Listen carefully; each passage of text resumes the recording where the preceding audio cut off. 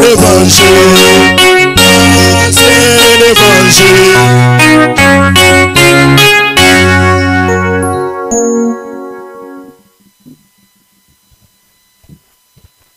Tuombe Bwana.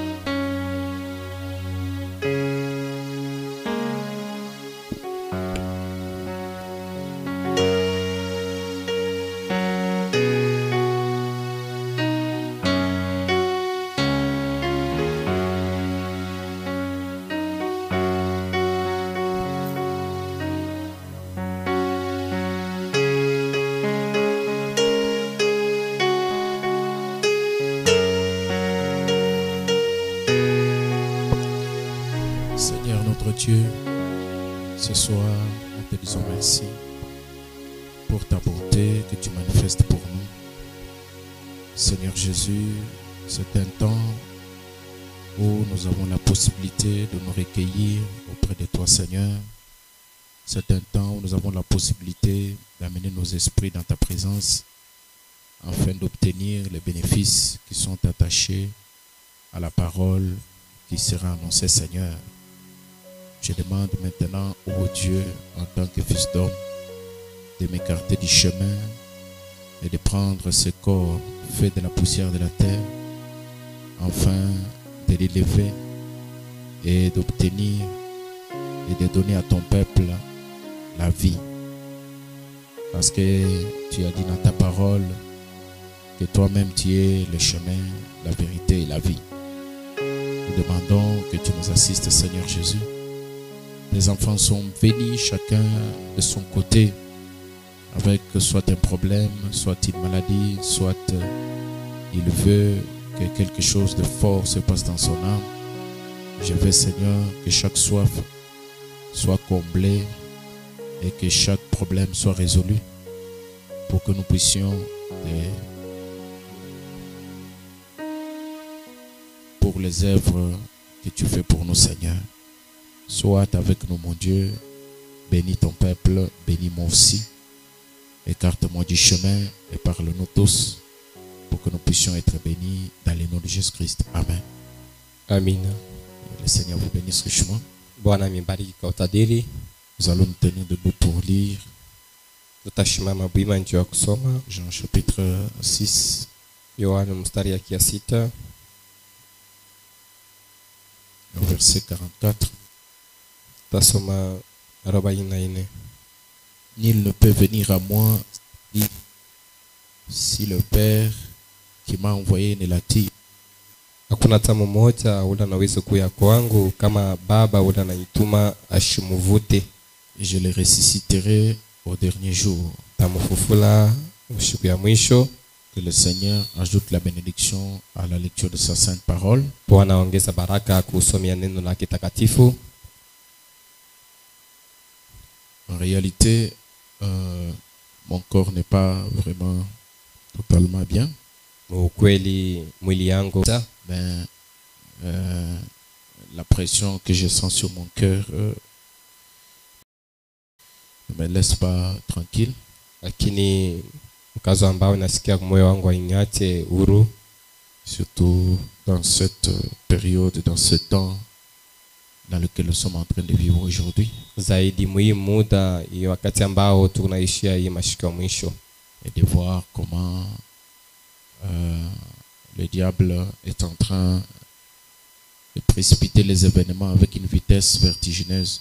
ona namna gani milisi iko nafanya mambo na haraka kabisa.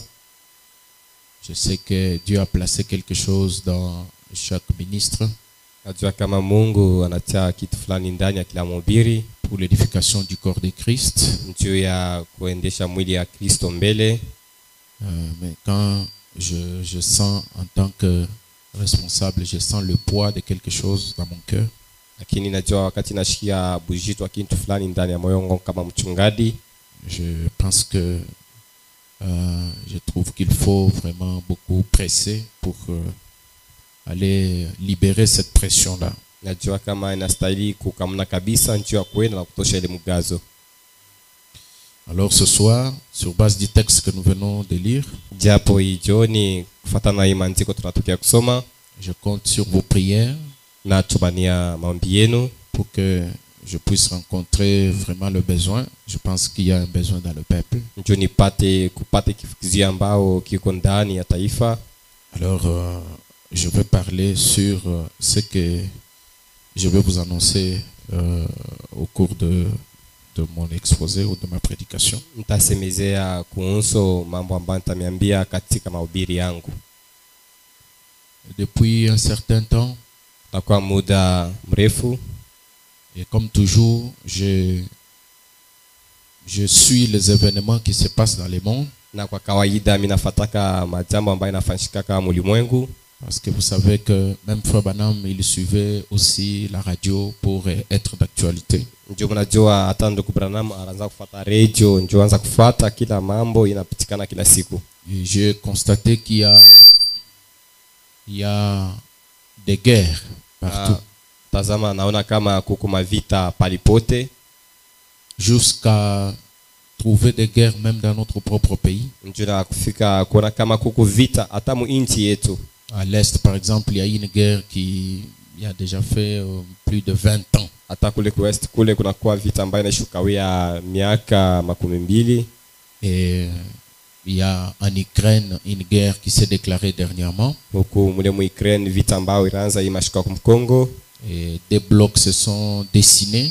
na mankundi mbili ilitokea kule. Je vous l'avais parlé ici. Niliambia yo hapa, Le bloc de l'Est et le bloc de l'Ouest. kundi ya kuwest na kundi ya kuwest. L'Occident contre la Russie. L'ancienne Occident URSS. kuna mkombanisha Russie.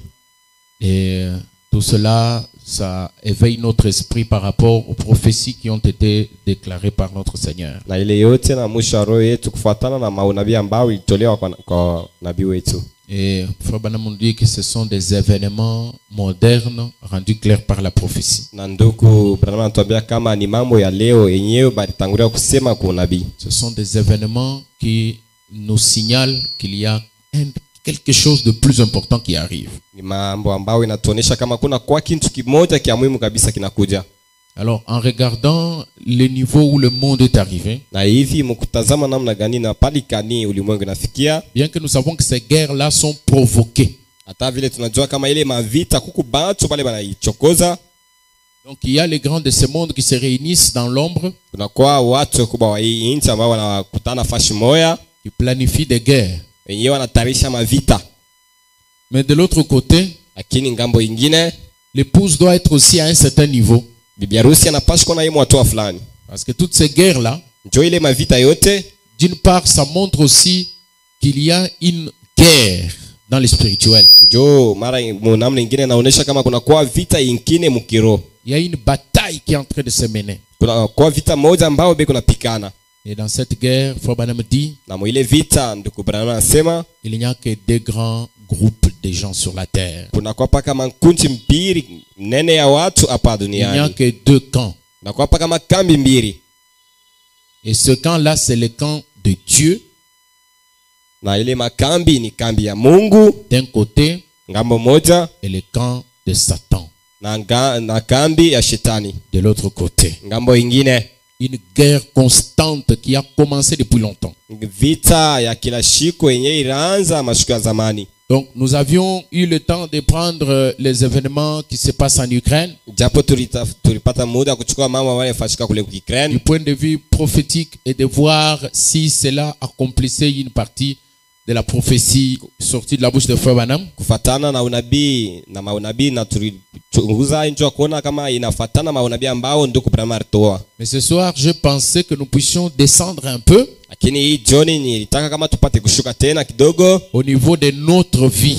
Mu hatua ya maisha yetu au uzima yetu. La vie privée de chaque personne. Maisha ya kila mmoja wetu. Parce que Frère Branham dit, ndugu Branham anasema nous sommes dans une bataille constante. Kukatika vita ya kila siku. À partir du premier jour où vous mettez les pieds sur terre, kuanzia tu siku ya kwanza ambao unazalikwa, déjà vous commencez la bataille. Na pale unaanza vita.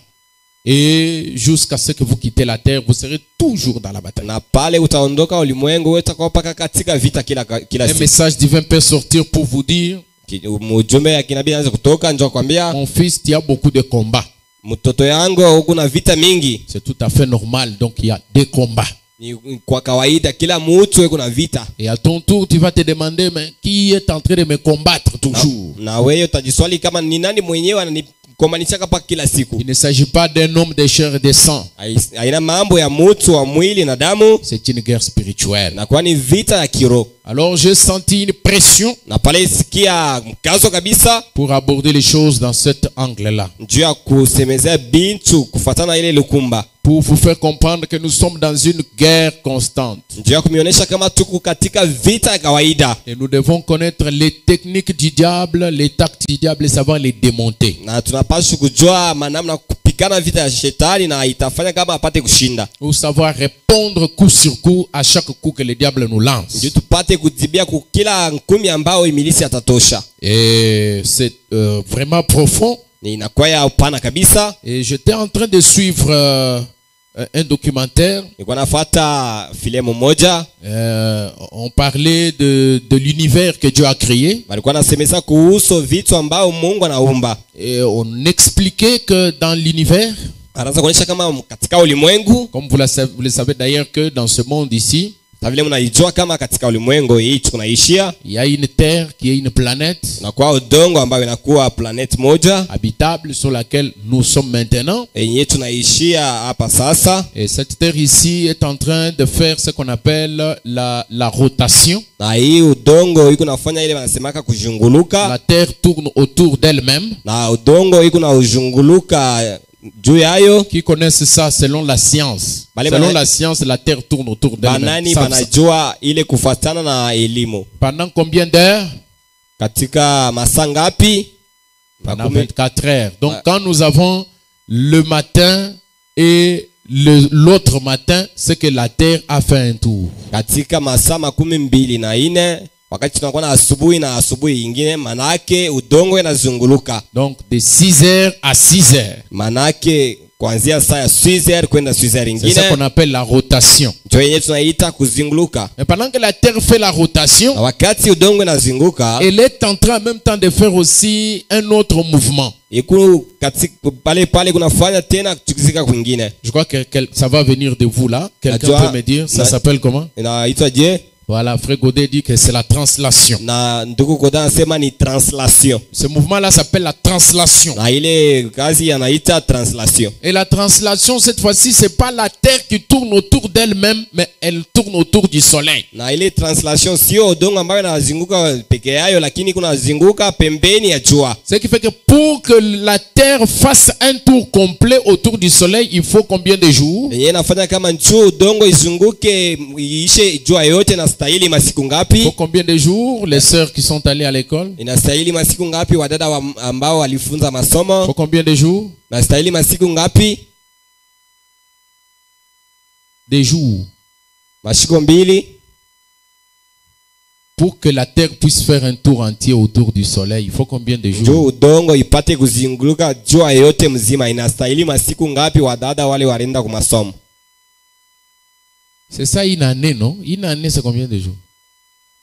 Njoo mwaka mzima. Mwaka mzima ingana masiku ngapi? Quand on dit une année, ça veut dire seulement la terre a fini de faire un tour autour du soleil. Wakati tunasema kama tunaonesha mwaka mzima, maana yake udongo inazunguka jua mzima. Et une année égale à 365 jours. Na mwaka mzima inatosha masiku 365. Ça veut dire que la translation égale à 365 jours. Maana yake translation inatosha masiku 365. Nous aussi nous sommes des terres. Sisi pia tunakuwa maudongo. Est-ce que vous êtes avec moi? Eti unanifuata? Nous avons une rotation Tunakuwa na kuzunguka moja tunafanya de chaque jour. ya kila siku. Mais nous devons avoir une translation. Lakini tunapaswa kuwa na kuzunguka kwa mwaka mzima. L'homme a donné des noms aux jours. Mtu alipanga masiku mandina. Il a dit ça s'appelle lundi, Alisema kama hii ni kazi moja, mardi, kazi mbili, mercredi, kazi tatu, jeudi, kazi nne, vendredi, kazi tano, samedi, posho dimanche. na siku ya yenga. Et dimanche en anglais ça veut dire Sunday. Sunday. Na siku ya yenga katika Kiingereza wanaita Sunday. Sunday ça veut dire le jour du soleil. Sunday maana yake siku ya jua. Ça nous fait déjà comprendre s'il y a le jour du soleil. Inatuonyesha kama kuku siku ya jua. Donc ce sont donc tous les 7 jours ou tous les 7 jours obtiennent le nom d'une certaine planète. Na inatuonyesha kama kila hii masiku sita inabakia inapaswa kuwa kila siku na jina ya planet Et moja. c'est effectivement ça. Na inakuwa vile vile. Lundi c'est le jour de la lune. Na lundi inakuwa ni siku ya mwezi. Mardi c'est le jour de Mars. Na mardi inakuwa ni Mercredi c'est le jour de Mercure. Mercredi ni siku ya Mercure. Jeudi c'est le jour de Jupiter. Na jeudi ni siku ya Jupiter. Vendredi c'est le jour de Vénus. Na vendredi inakuwa ni siku ya Venus. Et samedi c'est le jour de Saturne. Na samedi inakuwa ni siku ya Saturne. Dimanche le jour du soleil. Na dimanche inakuwa ni siku ya jua. Et de tous ces jours-là, Lakini ndani hii masiku yote où est le jour du fils? unakuwa siku ya mtoto iko wapi? On a donné à chaque jour un nom, Manapatia kila siku ndina yake, mais on n'a pas donné au fils de Dieu un nom. lakini abakupatie Le nom d'un jour. mwana wa Mungu jina ya siku. Donc tous ces jours-là, Manake hii masiku yote du lundi jusqu'au dimanche, kuanzia siku ya kwanza tena ya mwisho ce sont des jours d'idolâtrie. ni masiku ya kuabudu na sanamu. Toutes ces planètes que nous venons de citer là, ce sont des dieux que les anciens adoraient. Hii majota yote tunatokea kutaya hapa ni Mungu ambao watu wa zamani wanaanza kuabudu. Mais il faut qu'on trouve les jours où nous devons adorer le Seigneur. Amen. Lakini nastahili tupate kupata siku ambao tutabudu Bwana. Ça ne doit pas être ni les jours du soleil, Haistahili ikuwe siku ya jua ni les jours de la lune, au siku ya ni mwezi les jours de Mercure, au siku ya Merkuri, mais ça doit être le Sunday, lakini napaswa kuwa mwana siku, c'est-à-dire le jour du Fils. maana yake siku ya mwana. Et nous avons les jours du Seigneur, Na sisi tunakuwa na siku ya Bwana, les jours du Fils. siku ya mwana. C'est ces jours-là Ni ile siku où Christ naît ndio yenye Kristo anazaliwa dans la vie de chaque individu. katika maisha au uzima ya kila mtu. C'est le Sunday dont nous avons besoin. Ni siku ya mwana ambao tunahitadia. Amen. Amina. Et c'est quand Christ naît Ni wakati Kristo anazaliwa qu'on commence à compter un. tunaanza kuhesabia moja. La Bible n'a pas parlé de lundi, mardi, mercredi, jeudi, vendredi. Jo Biblia haikusema mambo ya kazi moja, La Bible kazi a mbili. parlé du premier jour, Biblia inasemeza kuhusu siku Deuxième ya jour. kwanza, ya pili, troisième jour, ya tatu, ainsi de suite. na ile inafuata. Arrivé au septième jour, Kufika siku ya saba Dieu se reposa. Mungu akapumzika. Est-ce que quelqu'un peut dire amen à ça? Eti mtu anaweza kusema mina? Kwa hiyo Dieu se reposa au septième jour. Mungu akapumzika siku ya saba. Ce n'était pas le jour de Saturne. Haikuwa siku ya Saturne, C'était le jour de Dieu. ilikuwa ni siku ya Mungu. C'était le jour du repos. Ilikuwa ni siku ya mapumziko. C'était le jour de sabbat. Ilikuwa ni siku ya Sabato. Et le véritable sabbat, Na Sabato ya kwanza ya c'est kweli l'expérience du Saint-Esprit dans l'homme. ni onja kwa Roho Mtakatifu ndani ya mtu. Est-ce que nous sommes ensemble? Eti tuko pamoja. Amen. Amina. Maintenant, Sasa l'homme a fait des recherches. mtu anafanya mautafiti. Il a vu que il y a beaucoup de planètes dans l'espace. anaona kama kuna kwa manyota mingi katika ulimwengu. Il y a aussi beaucoup d'étoiles dans l'espace. Na kuna kwa tena manyota mingi kabisa. Suivez-moi très bien. Unifuate vizuri. Beaucoup de planètes, beaucoup d'étoiles. Ma planeti ya mingi na maetwali ya mingi. Beaucoup de corps célestes. Kuna kwa mabiumbili mingi vya juu. Mais il est allé découvrir Lakini anaenda kutazama quelque chose d'étrange dans l'espace. kitu kimoja hivi cha kushangaisha katika wewe. Parce que l'homme jusqu'à ce jour ne croit pas à l'existence de Dieu. Njoo na leo mtu ashaamini kama Mungu anikalaka. Les hommes de science, Watu wa elimu, même quand ils enseignent dans leurs écoles, hata wakati wanafundisha ndani ya mashule yao, ils disent que Dieu n'existe pas. wanaambia watu kama Mungu asikalake iko. Mais comment Dieu ne peut pas exister? Lakini namna gani Mungu asiwezi kuwako? Mais nous voyons seulement des choses, des œuvres des mains de quelqu'un. Tunaona paka vitu na matendo ya mikono ya mtu. Ces choses-là placées dans une intelligence qui ne peut être justifiée par rien d'autre que par l'existence d'un être intelligent. Vile vitu vinakuchoma namna kusema mtu wa dunia siwezi kufuatilia mpaka mtu wa kiroho. Et cet être intelligent, c'est Dieu. Na ule mtu wa kima kabisa ni Mungu.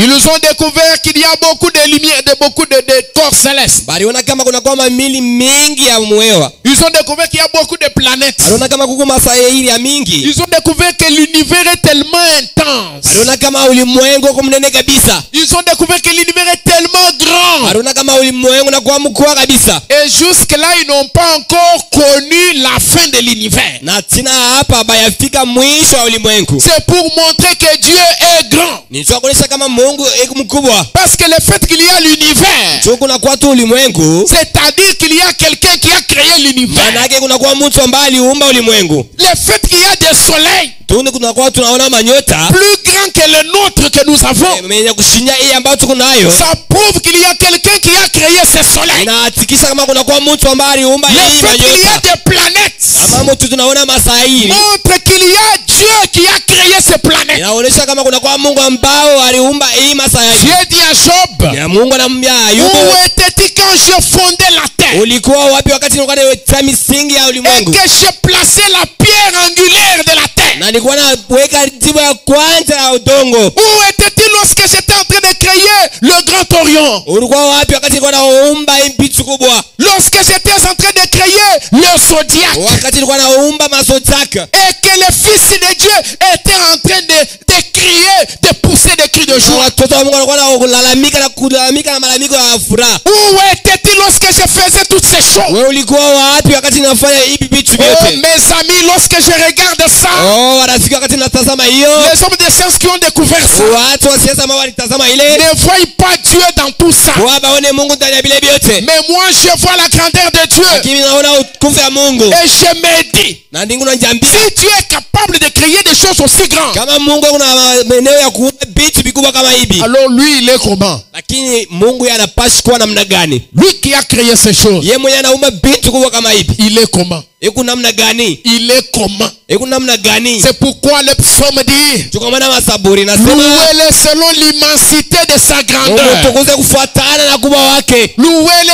avec des instruments à 10 cordes. Umutukuze na vyombo vya kama Si kumi. vous n'avez pas les instruments à 10 cordes, Kama una vyombo vya kama kumi, je vous dis que vous en avez. na miambia kama Mungu navyo. Vous avez les instruments à 10 cordes. Mungu na vyombo vya mangamba kumi. Louez-le avec des flûtes. Umutukuze na maflito. Louez-le avec les drums. Umutukuze na madrumu. Louez-le avec les pianos. Umutukuze na mapiano. Louez-le avec les instruments de toutes sortes. Umutukuze na vyombo vya kila aina. Louez-le selon l'immensité de sa grandeur. Umutukuze kufuatana na ukubwa wake. La manière dont vous louez Dieu, Namna ambayo unatukuza Mungu. cela montre comment vous le considérez dans votre cœur. Ile inaonyesha namna gani unambeba ndani ya moyo wako.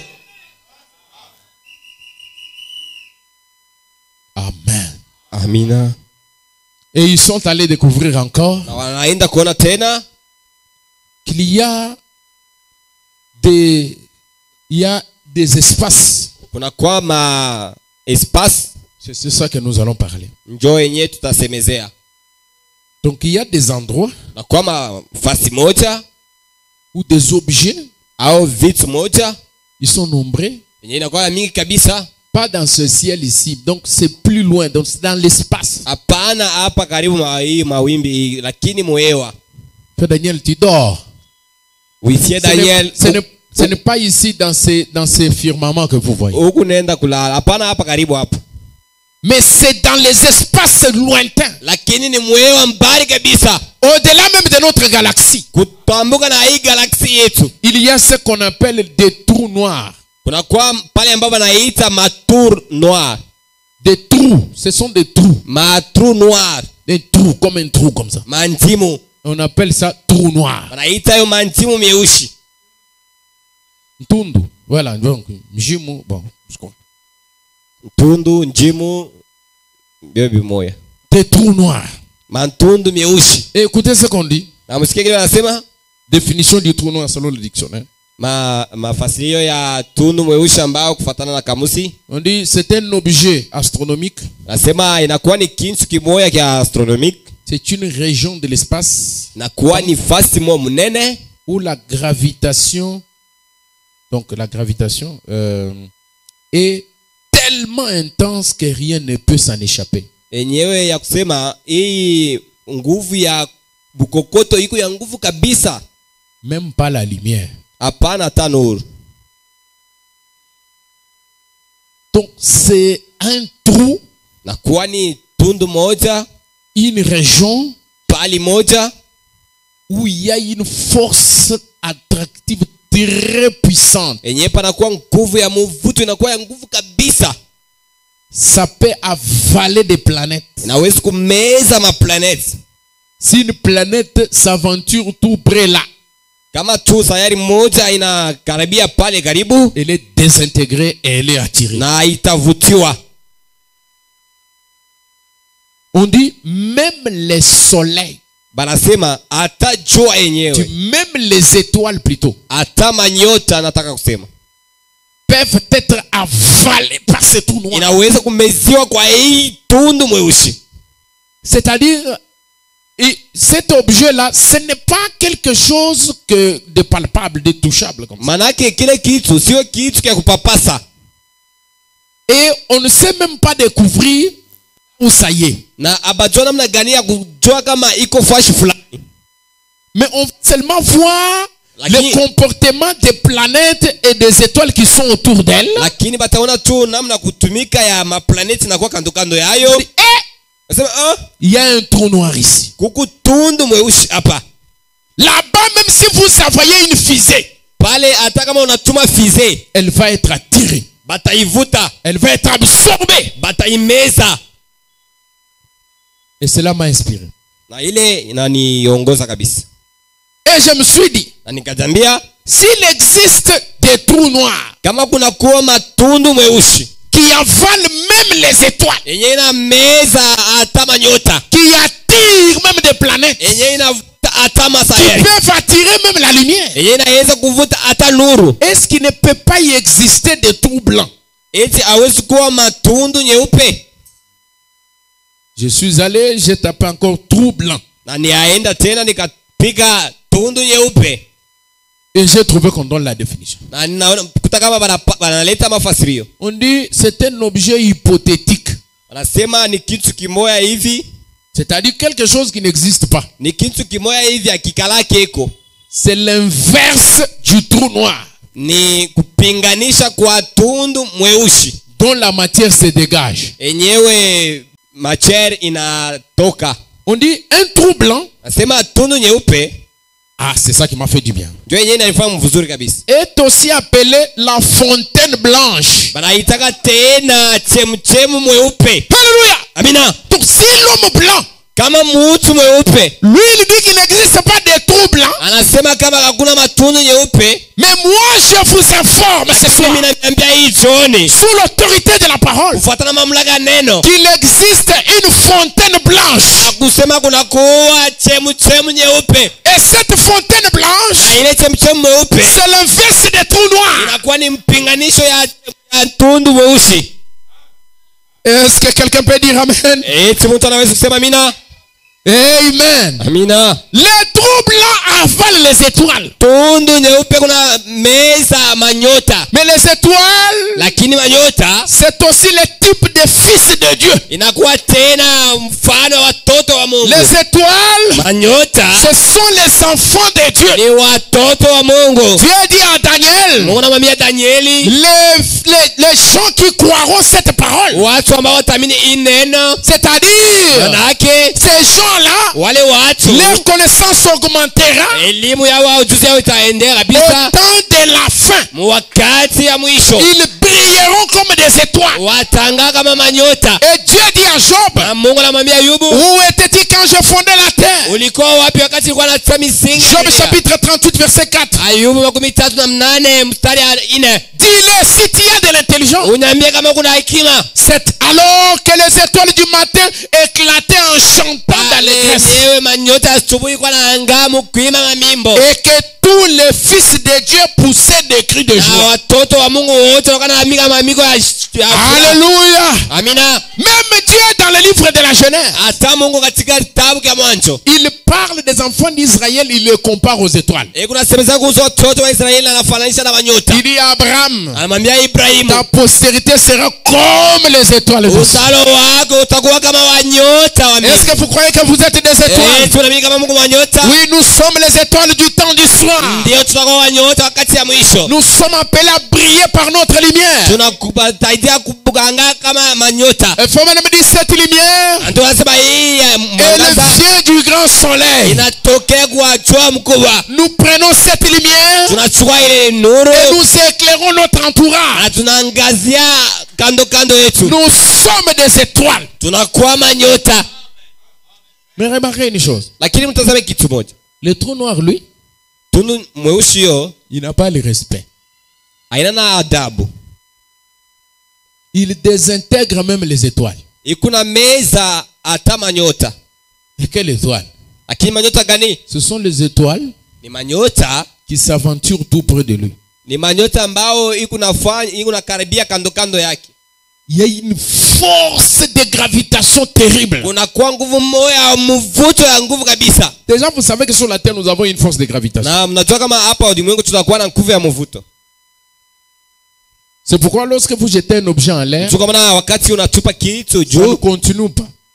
akiendelea yake Ça revient sur la terre. kikuna rudi paka juu. Parce que la terre est là une gravitation. Njoo hiyo udongo inakuwa na uvuto moja. Mais le trou noir a une gravitation qui peut attirer même la terre elle-même. Lakini tundu nyeusi inakuwa na uvuto moja na uweze kuvuta hata udongo wenyewe. Est-ce que nous sommes ensemble? Eti tuko pamoja? Lisons quelque chose ici. Tusome kitu moja hapa. Jean chapitre 12 verset 32. Yohani mstari yake 12. Et moi, quand j'aurai été élevé de la terre, j'attirerai tous les hommes à moi. Na mie wakati itainua kutoka mbinguni nitavuta watu wote wakuje kwangu. Donc il existe un trou blanc. Manake kuna kuwa tundu nyeupe. Est-ce que vous dites amen à ça? Eti unasema amina kwa hiyo? Alors mon thème s'intitule Na kishina kiangu jenakyo le tout-puissant trou blanc tundu nyeupe ya nguvu yote contre les trous noirs. ya kupinganisha tundu mweusi. Le tout-puissant trou blanc Tundu mweupe ya nguvu yote contre les trous noirs. na pinganisha tundu mweusi. Pour comprendre les trous blancs, nous sommes allés pour comprendre d'abord le trou noir. Juu ya kuelewa tundu mweupe inastahili tuelewa mbele tundu mweusi. Alors frère Branham va nous dire dans Israël et l'église 5e partie, Na pale ndugu maana tutatumia Numero katika 5. mahubiri Israeli na kanisa ou Israël dans sa patrie, au Israeli ndani ya nchi au yake. point 123. Frère Branham dit ceci. Mstari ya 123 Il dit, Seigneur Dieu, nasema Bwana Mungu, nous nous tenons debout près du Jourdain ce soir. tunasimama bwima kando kando ya ujane hicho. Les vieilles vagues boueuses éclaboussent là-bas. Na mambari kubwa zamani kuna pita pale. Nous savons qu'un de ces jours nous devrions y descendre. Na tunajua kama siku moja tutashuka mule. Je me rends compte que de l'autre côté, Ni kunaona kama nkambo ingine devant chacun de nous, mbele ya kila mmoja wetu il y a un très grand trou noir. kunakuwa tundu mkubwa ya mweusi. Une grande porte épaisse appelée la mort. Pulango moja mnene ya kuita kifo. que franchit l'homme. enyewe mtu anatambuka. Frère Branham dit, Ndugu banasema le trou noir, tundu nyeusi c'est la mort. ni kifo. Alléluia. Amina. Combien de gens ont été attirés dans la mort? Oh, watu ngapi walivutiwa kwa kifo? Combien d'étoiles ont été attirées dans la mort? Wanyota ngapi ambao walivutiwa kwa kifo? Combien de planètes ont été avalées par la mort? Wasayari ngapi wenyewe wanaoita kunani? Beaucoup jusqu'à ce jour. Mingi tena leo. Mais laissez-moi vous dire une chose. Lakini mnyasa nimeambia La kitu moja. mort, elle est double. Kifo kinakuwa mara mbili. Il y a la mort physique. Kunakuwa kifo cha Il kimwili. y a aussi la mort spirituelle. Kunakuwa kifo cha kiroho. Tous les prophètes qui sont venus Wanabii wote walikuja, ont été gobés par la mort. balibebewa na kifo. Jérémie est venu. Yeremia akakuja. Il a brillé à son époque. Oye aliangaza wakati Il yake. était un puissant prophète. Alikuwa nabii wa uwezo kabisa. Mais quand le temps est arrivé, Lakini wakati la mort akiendelea, a toqué.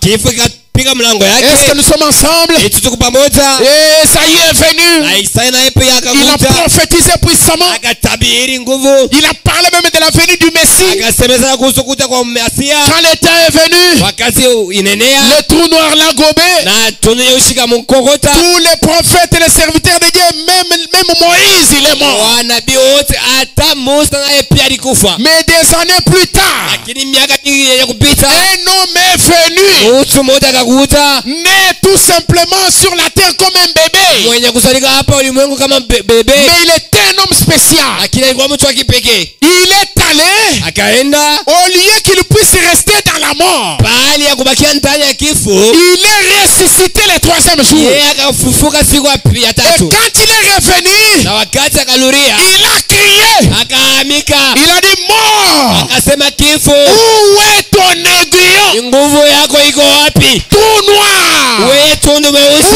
Où est ta force? nguvu yako iko wapi? Voilà la seule chose, Mwoneni kitu kimoja, la seule personne mtu moja, qui ne pouvait pas mtu basi wezi être happé par le trou mwenye noir. aliwezi kuvutiwa kwa kifo. Parce qu'en fait, lui-même, Yeye peke yake il est le trou blanc. ni tundu mweupe. Amina, Dites amen à ça. amen. Parce que le trou noir Jo tundu mweusi est l'opposé du trou blanc. inapinganisha tundu mweupe, Alors le trou na noir pale tundu mweusi ne peut pas avaler le trou blanc. haiwezi hata mara moja C'est kumeza pourquoi tundu laissez-moi mweupe. vous dire ce Ndio soir, maana mwenyezi nimeambia hichoni, nous avons cru tuiamini à un tout puissant trou blanc. ya kuamini tundu mweupe ya nguvu kabisa, Et ce tout puissant trou blanc, na wawezo yote tundu mweupe il s'appelle jina lake le Seigneur Bwana Jésus Yesu Christ.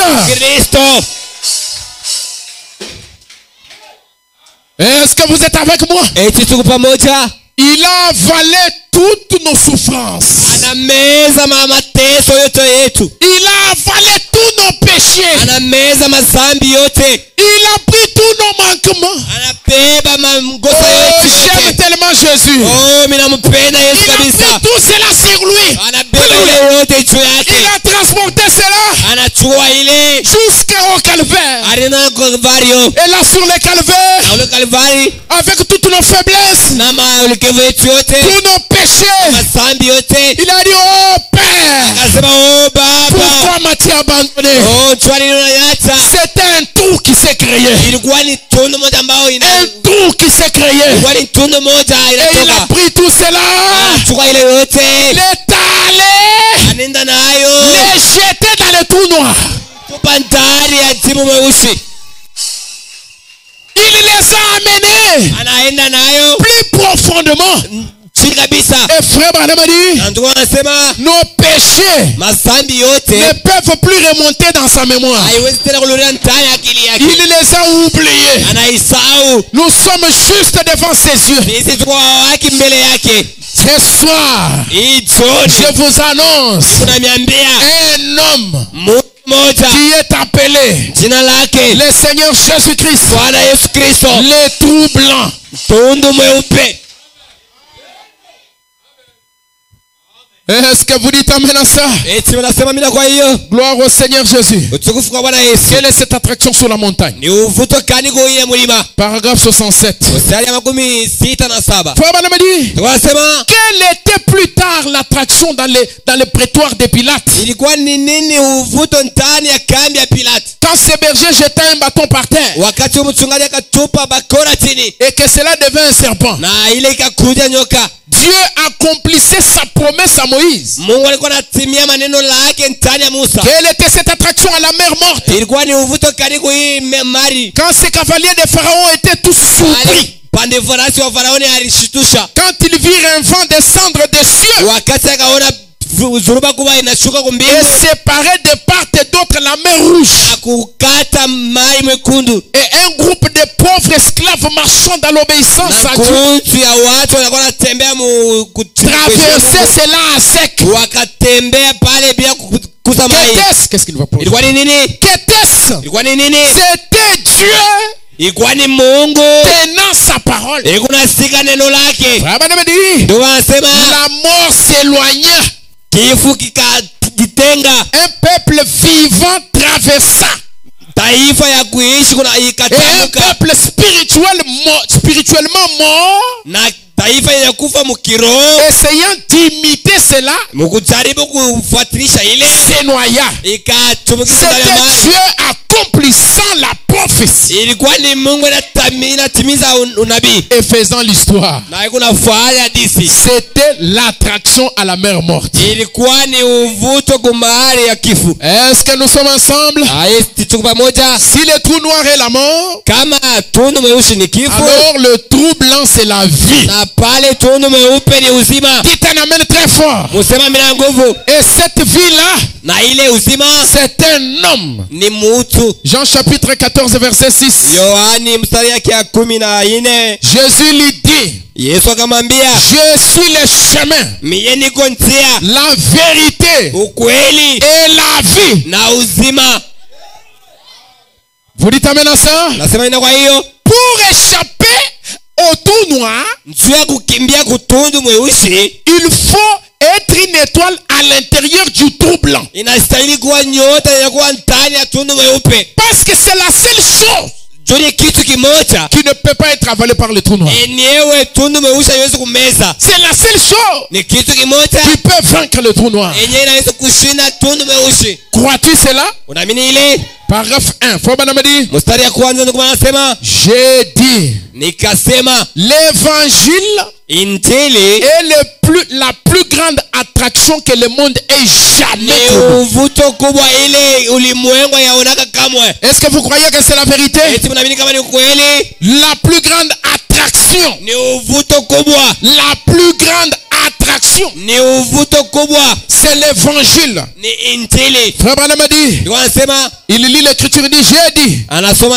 andiko anasema, et moi quand j'aurai été élevé, na mimi wakati itainua j'attirerai tous les hommes à moi. nitavuta watu wote kwangu. C'est l'écriture que nous avons lue. Ni andiko ambacho tunatokea kusoma. Et quand vous prenez Jean chapitre 1, Na wakati unachukua Yohani wa kwanza, c'est là que cela se confirme encore plus. ndio pale inakuwa sasa inaambatana mzuri. Au commencement était la parole. Kumwanzo kulikuwa neno. Dites amen à la parole. Msema ina kwa neno. Et la parole était avec Dieu. Na neno ilikuwa na Mungu. Et la parole était Dieu. Na neno ilikuwa Mungu. Elle était au commencement avec Dieu. Neno ilikuwa kumwanzo na Mungu. Et toutes choses Na kila kitu ont été faites par la parole. ilifanywa kupitia neno. Alléluia. Amina.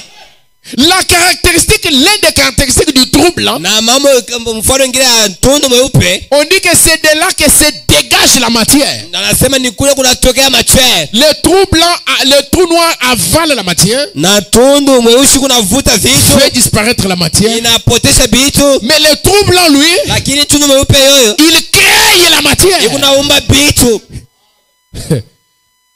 La Bible dit, Biblia inasema toutes choses ont été faites par elle. kila kitu kiliumbia kupitia neno. Vous croyez ça? Unaamini ile? Et rien de ce qui a été fait n'a été fait sans elle. Na hakuna hata kimoja kilifanywa sio neno. En elle était la vie, Na ndani ya neno kulikuwa uzima, et la vie na uzima était la lumière des hommes. ilikuwa nuru ya watu. Amen, amen. Amen. La vie uzima était la lumière des hommes. ilikuwa nuru ya watu, La lumière, lui, dans les ténèbres. na nuru kunaangaza ndani ya giza, Et les ténèbres ne l'ont point reconnu. na giza haikuitambue. Il y a un homme envoyé de Dieu. Kulikuwa mtu mmoja mwenye kutoka kwa Mungu, Son nom était Jean. jina lake ilikuwa Yohani. Il vint pour servir. Akakuta mtu wa Pour kushuhudia, servir des témoins. mtu apate kuwa mshuhuda, Pour rendre témoignage à la lumière. mtu wa kushuhudia kwa nuru, Afin que tous crussent par lui. mtu watu wote pate kuamini kupitia nuru. Vous avez compris qui est la lumière? Eti mnaelewa nani ni mwenyewe anakuwa nuru? Jean était venu pour rendre témoignage à la lumière. Yohani alikuwa mtu wa Afin que kushuhudia tous kwa crussent nuru, par lui. mtu wote wapate kuamini nuru. Jean n'était pas la lumière. Yohani asikuwa nuru, Mais il parut pour rendre témoignage à la lumière. lakini alikuwa mtu wa kushuhudia mtu wa nuru. Cette lumière Hii nuru était la véritable lumière ilikuwa ni nuru ya ukweli qui, en venant dans le monde, yenye mkuta hapa ulimwengu, éclaire tout homme. ikunangazia mtu wote. Elle était dans le monde Ilikuwa hapa ulimwengu, et le monde a été fait par elle. na ulimwengu ilifanyika kupitia hii nuru, Et le monde ne l'a point connue. na ulimwengu haikumtambua. Elle est venue chez les siens Ikakuta kwa wao, et les siens ne l'ont point reçue. na baki hapa kumtambua, Mais à tous ceux qui l'ont reçu, lakini kwa wale wote à walimpokea, ceux qui croient en son nom, wale wenye wanaamini mtira elle lake, a donné le pouvoir de devenir des étoiles de Dieu. anawapatia uwezo ya kuuza manyota ya Bwana. Est-ce que j'ai bien lu? Eti vinasoma mzuri, Elle a donné le pouvoir de devenir des enfants de Dieu, anawapatia uwezo wa kuuza watoto wa Mungu lesquels sont nés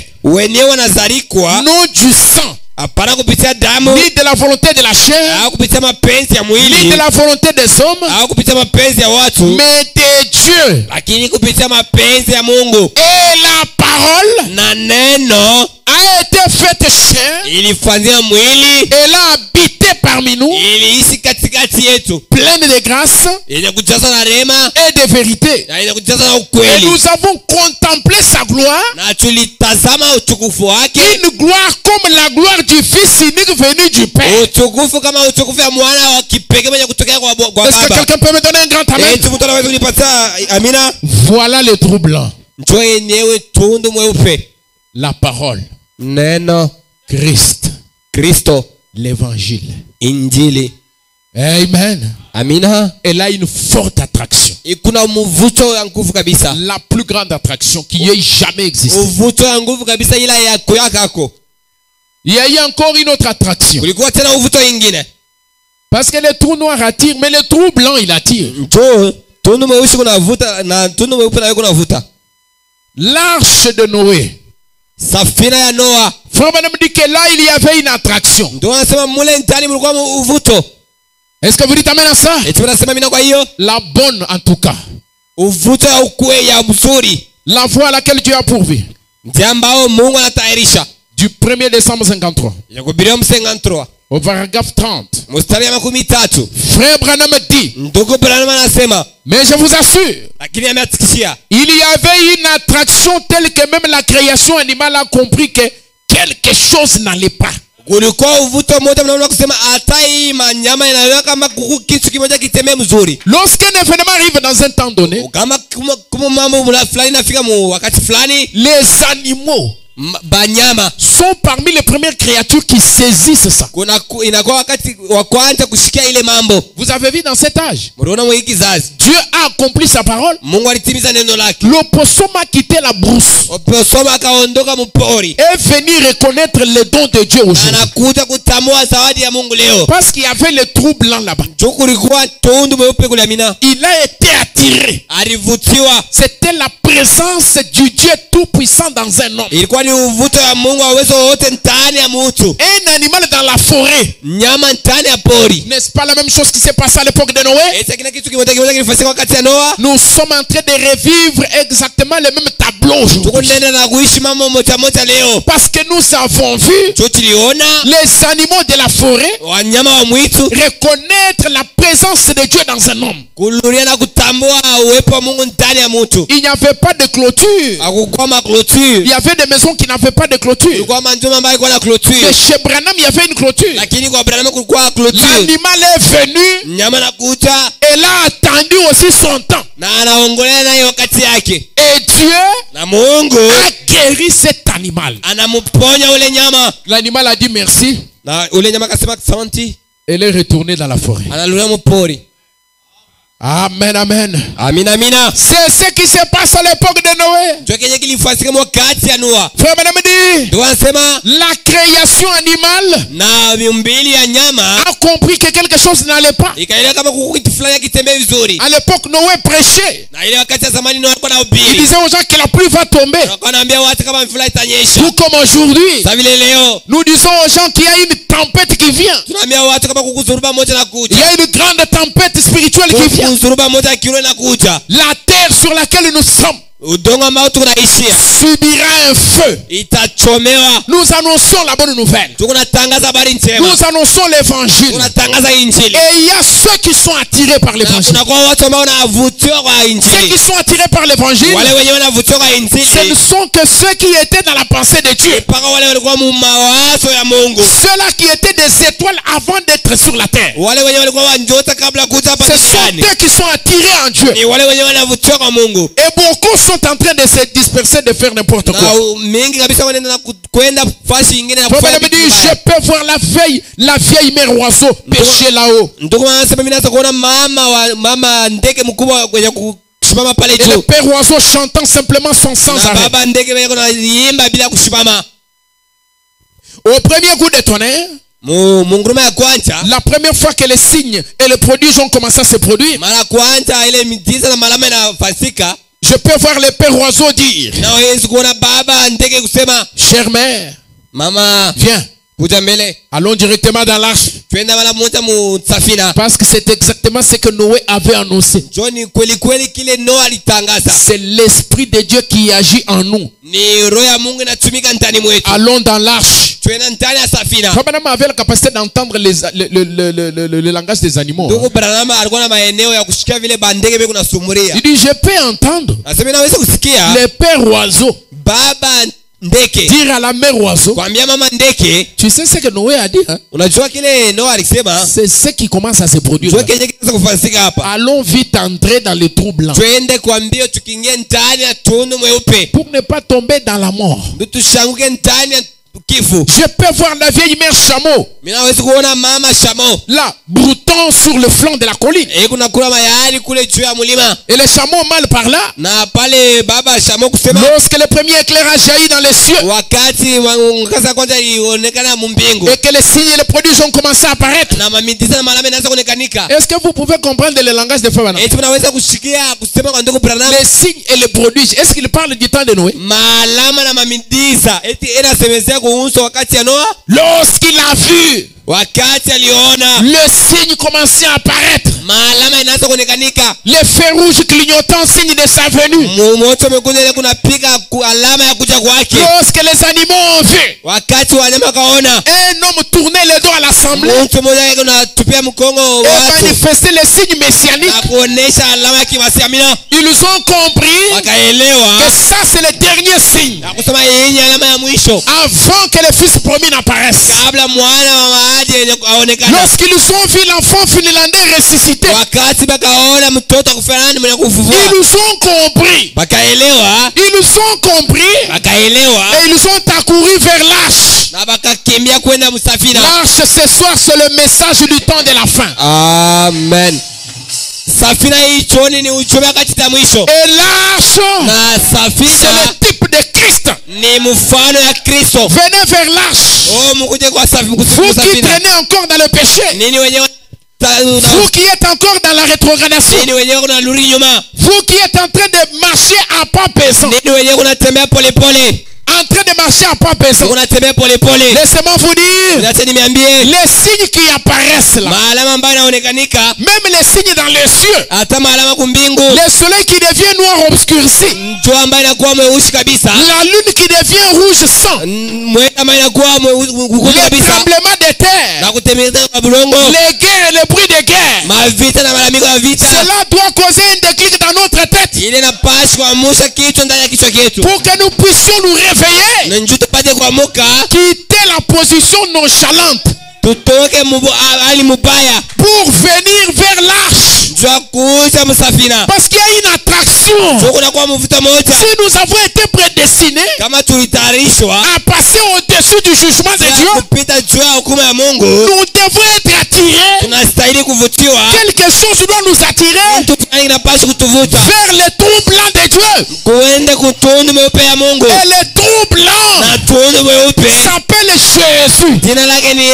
Si vous voulez voir Jésus, Jésus, il est la parole. C'est ce que nous voulons dire. Et la parole aujourd'hui, c'est le message. C'est dans ce message, dans ces troubles, que beaucoup de choses vont être engendrées en vous. La patience va être engendrée. La douceur va être engendrée. L'amour va être engendré. La tempérance va être engendrée. Entrez dedans. Je ne dis pas soyez dans le tabernacle, mais entrez dans le message. Naissez dans le message. C'est là que toutes ces choses vont commencer à se produire de manière naturelle. Et si les chameaux a compris le langage de Dieu, le chameau a dit à sa femme, viens, viens. C'est ça. Quelque chose bat ici à l'intérieur. Si vous ne sentez rien battre dans votre cœur lorsque le message est annoncé, vous ne faites que crier pour réjouir le prédicateur, mais rien ne se passe à l'intérieur de vous. Il y a quelque chose qui ne va pas avec vous. Soit vous n'étiez pas une étoile prédestinée, soit vous êtes une étoile filante, une étoile errante. Il existe des étoiles errantes, des étoiles qui ont quitté leur position et qui sont en train de s'évader comme ça dans la nature. C'est comme ça qu'ils vont aller rencontrer des trous noirs et ils vont mourir spirituellement. Elles vont se retrouver dans une condition bizarre. Je ne vous souhaite jamais une chose pareille. Parce que dès que vous branchez tout auprès du trou noir, je vous dis, vous êtes perdu et vous êtes mort, englouti. Et je viens ce soir avec un message de réveil. Un message de réveil. Un message d'avertissement aussi. Pour vous dire, il y a des trous noirs partout dans l'univers. Oh, étoile de Dieu. Restez dans votre translation. Oh, planète de Dieu. Restez dans votre translation. Restez autour de votre soleil. Restez autour de votre soleil. Quand vous restez autour de votre soleil, vous n'allez pas aller vous retrouver dans le piège d'un trou noir. Parce que vous ne savez pas le voir. Il faut que quelqu'un d'autre soit attrapé là-dedans. Une autre étoile que vous voyez déjà, pour que cela puisse vous servir d'exemple. Hey, il y a quelque chose là. Tel est tombé. Et nous allons parler de ça. Si tel est tombé, c'est parce qu'il s'est aventuré trop près de la frontière. S'il est tombé, c'est parce qu'il est allé trop près du trou noir. Et il va être là en bonne santé, mais en réalité il n'existe plus. Il est tombé dans le trou noir. Anaanguka ndani ya tundu mweusi. Est-ce que tu peux saluer ton prochain et dire attention au trou noir? Eti unaweza kusalimia mwenzako na kumwambia keba aange na tundu mweusi. Attention au trou noir. Sopoka na tundu mweusi. Attention au trou noir. Wewe sopoka na tundu mweusi. Saluer encore quelqu'un d'autre. Salamia tena mtu mwingine. Attention au trou noir. Keba aange na tundu mweusi. Attention mon frère au trou noir. Ndugu yangu keba aange na tundu mweusi. Il y a beaucoup de trous noirs aujourd'hui dans l'univers. Est-ce que vous allez m'aimer après ça? Nous allons foncer encore. Frère Manamadi, et voilà les chameaux. Il dit quelque chose bat à l'intérieur. Quelque chose me pousse. Je dois entrer dans l'arche. Comment les animaux ont-ils compris? Parce que la Bible dit Noé a pris un couple de chaque espèce. Namna gani wanyama walielewa? Biblia anasema Noa alichukua mwanaume na mwanamke wa kila umbili. Comment ces animaux qui sont sauvages et méchants peuvent-ils accepter l'appel de Noé? Comment cela s'est-il passé? Namna gani hao wanyama wanakuwa magari kabisa wanaweza kusikia mwito ya Noa? Peut-être que Dieu lui a donné un code. Namna ingine Mungu alimpatia mot de passe. Il est arrivé seulement dans la forêt. Il a sonné une petite trompette. Il a dit quelques mots. Il a dit par exemple Alléluia 3 fois. Et les animaux ont commencé à suivre. C'était le code. Ce message est un code. Le 7e saut est un code. C'est un secret adressé à l'épouse dans son oreille. Alléluia. Amina. Merci Seigneur Jésus. Et après toutes les années passées dans le message, il fallait qu'il y ait quelque chose qui se soit passé dans la vie de chaque frère. L'objectif que nous poursuivons, c'est pas de venir à l'église. Donc je viens à l'église. C'est fini. Ce n'est pas du tout ça. Tu n'es venu que dans le tabernacle. Ce n'est pas ça l'objectif. Ce n'est pas ça l'objectif. Ce n'est pas ça la finalité. Après être venu à l'église, vous avez fait une bonne chose. Mais c'est le début du travail. Vous avez pris le baptême. Mais ce n'est que le premier pas.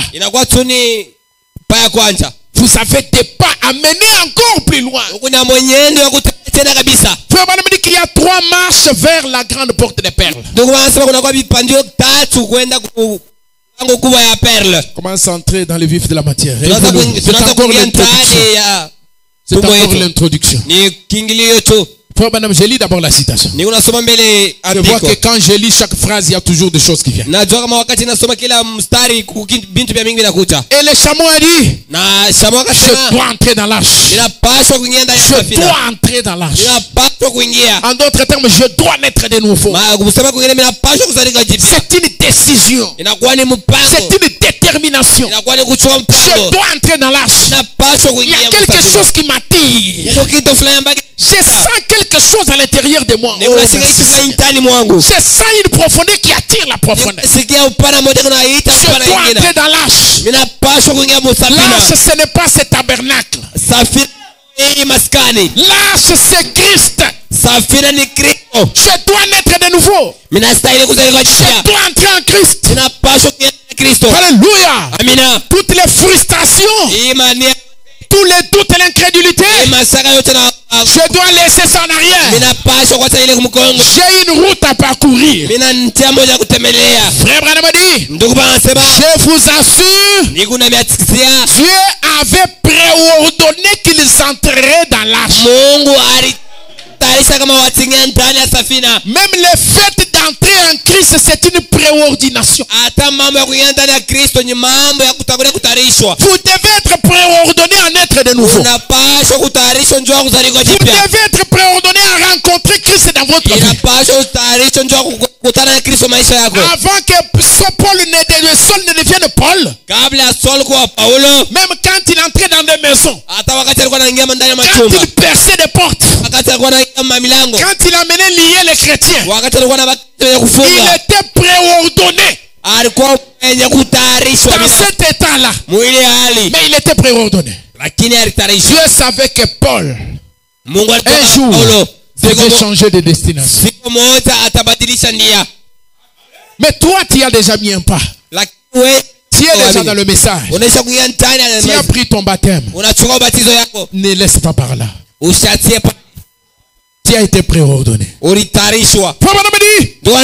32. De quoi s'agit-il? C'est Dieu qui vous avertit. Préparez-vous à rencontrer Dieu. Soyez prêts. Pourquoi devrais-je me préparer à rencontrer Dieu, frère Branham? Frère, vous vous préparez pour un mariage. Vous vous préparez pour toute autre chose. Lorsque vous voyez ces choses arriver, donc tout ce que nous voyons arriver là, préparez-vous à rencontrer Dieu. Chaque fois que vous voyez un cheveu gris sur votre tête, qui ont déjà les cheveux gris ici? Ok, voilà. Chaque fois que vous voyez ça, chaque fois que vous voyez un cheveu gris sur votre tête, cela signifie que vous feriez mieux de vous préparer à rencontrer Dieu.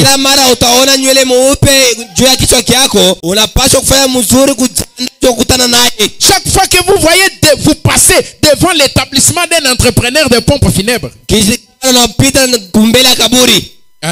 cela signifie que vous devez vous préparer à rencontrer Dieu. Chaque fois qu'un bébé naît, même ça aussi, ça parle de la préparation. Chaque fois que vous voyez un bébé naître, souvenez-vous, préparez-vous à rencontrer Dieu. Chaque fois qu'un cortège funèbre passe, préparez-vous à rencontrer Dieu. Chaque fois que vous entendez l'avertissement de l'évangile, préparez-vous à rencontrer Dieu. Dieu a une voie pour échapper. Entrez en Jésus-Christ où vous êtes en sécurité. Entrez dans les trous blancs où vous êtes en sécurité. Tous ces animaux sont entrés directement dans l'arche 2 à 2. Dieu crée toujours une voie pour ceux qui veulent réellement échapper à la colère de Dieu.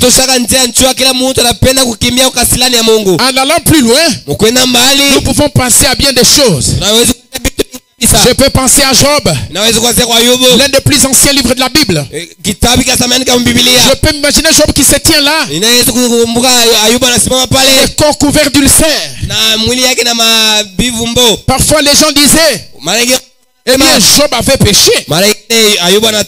Et bien des fois aujourd'hui les gens disent, eh bien comme à telle personne telle chose est arrivée, et telle chose lui est arrivée, cela montre que c'est un pécheur. Alléluia. Alléluia. Amen, amen. Amen. Est-ce que nous sommes ensemble? Alors nous devons faire attention. Nous devons faire attention. Parce que les trous noirs sont subtils. Le diable les a multipliés partout. Ce sont des pièges qui vous attirent vers la mort. Le diable les a rapprochés jusqu'à quelques centimètres de vos yeux. Dans une petite fenêtre de quelques centimètres environ. 4 centimètres. Et là, vous avez la possibilité de jeter un coup d'œil en enfer. Je crois que si Branham était aujourd'hui à l'époque où nous vivons, Najua kama ndugu Branham alikuwa leo wakati tunaishi où nous avons des androïdes, pale ambapo tunakuwa na masimu ya Android. je pense qu'il allait parler comme je parle. Najua kama alipaswa kusema paka hivi ninasema. À son époque, il parlait contre la télévision. Wakati yake alikuwa anasema kupinganisha television. Parce qu'à l'époque, les téléphones n'étaient pas encore audiovisuels. Na wakati ya zamani hakuwa masimu kama hii tuko nayo. C'était un téléphone fixe de la maison. Ilikuwa ni simu moja munene ya munyumba. Pour composer les numéros, vous devez tourner un truc là comme une roue. Njoo kuandika namba na paswa kushughulisha kindo moja saa mupetu. Et puis vous téléphonez. Na njoo kuita mtu. Mais aujourd'hui, Lakini leo nous avons les téléphones cellulaires, tuko portables. na masimu ya kutembea nayo. Il y a tout là-bas. Bintu byote biko ndani. Vous voulez voir l'enfer? Unataka kuna ngena? Vous avez l'enfer à dans quelques centimètres de vous. Huko na ngena ndani ya mfuko yako. Le diable a tellement rapproché ça. Ibilisi anasokea ile mbele kabisa. Et je commence à me demander si ce ne sont pas les prophéties que Jean avait vues dans l'île de Patmos. Na mimi naanza kujiswali kama ina maunabii ambao Yohana aliona ile Patmos. Mes amis, le capuchon de l'enfer est ouvert. Na niambia ndugu, mlango ya ngena nafungurika. La mort a grandement les lèvres ouvertes. Na kifo kiko na mkinyo mwenye kufungua kabisa. Le trou noir est juste devant vous. Na tundu mweusi kutumbele yako. Faites attention. Musopoke. Sinon vous allez entrer dans les champs magnétiques du trou noir et c'est fini. Kama ina vile tingia ndani ya shamba ya umeme ya tundu mweusi. Et il y en a qui sont déjà morts. Na kuko wengine wanaisha kufa. Engloutis dans le trou noir. Wenye kumeziwa ndani ya tundu mweusi. Morts spirituellement. Wenye kufa mukiro. Faites vraiment attention parce que à un moment donné, quand votre conscience ne vous reproche plus de quelque chose, je vous informe que vous êtes déjà mort. Quand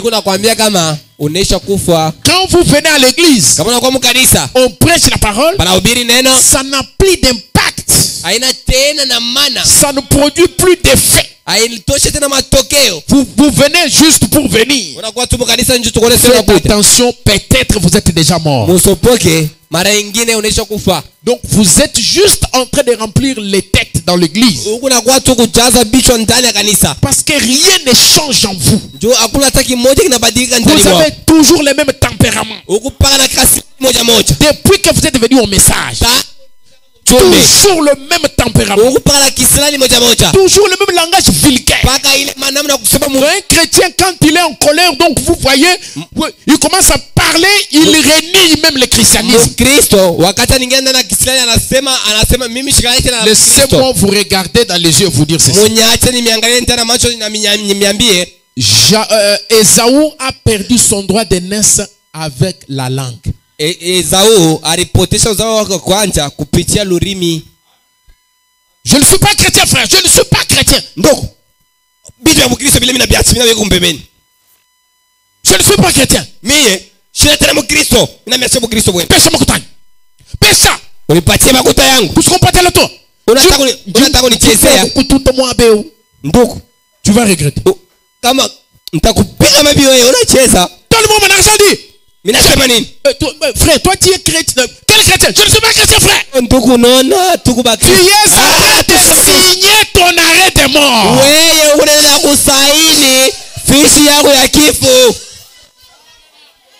Tout ce qui existe, la Bible dit, a existé par la parole.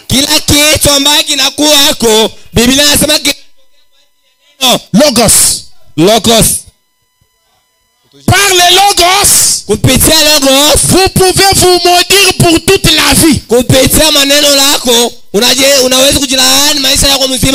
ton logos, vous pouvez signer votre arrêt de mort. Que ceux qui sont dehors entrent ici, s'il vous plaît. Laissez la distraction. Cette prédication concerne tout le monde. Je donne l'ordre, entrez ici, frère.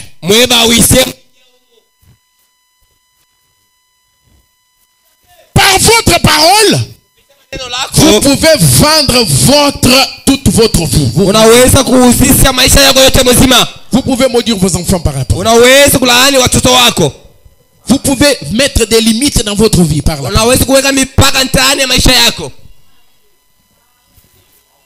Faites attention. Mukibe yange na maneno lenu. Toujours la même personne. Paka mtu ule moja moja tulijuaga pale aliku yake. Qui sait si vous êtes déjà mort? Nani anajua kama unesha kufa? Qui sait? Tunajua eti kama unesha kufa. La Bible dit ceci. Biblia inasema hivi. Jacques chapitre 1 verset 13. Yohani sura ya kwanza 14 jusqu'à 15. kwenda ku 14 na 15. Que personne lorsqu'il est tenté ne dise kama mtu que personne lorsqu'il est tenté ne dise mtu hata mmoja wakati anajaribu asiseme c'est Dieu qui me tente. ni Mungu ambaye anajaribu. Ne dites pas que c'est Dieu qui me tente. Usiseme kama ni Mungu anajaribu. Dieu il éprouve Mungu yeye anapimaka ses enfants. Anapimaka watoto wake. Mais Dieu ne tente pas ses enfants. Lakini Mungu yeye ashijaribu watoto yake. Voilà, majaribu. Car Dieu ne peut être tenté par le mal. Ndio Mungu yeye asiweze kujaribiwa kwa ubaya. Le seul être qui ne peut pas être happé par les trous noirs, c'est Dieu.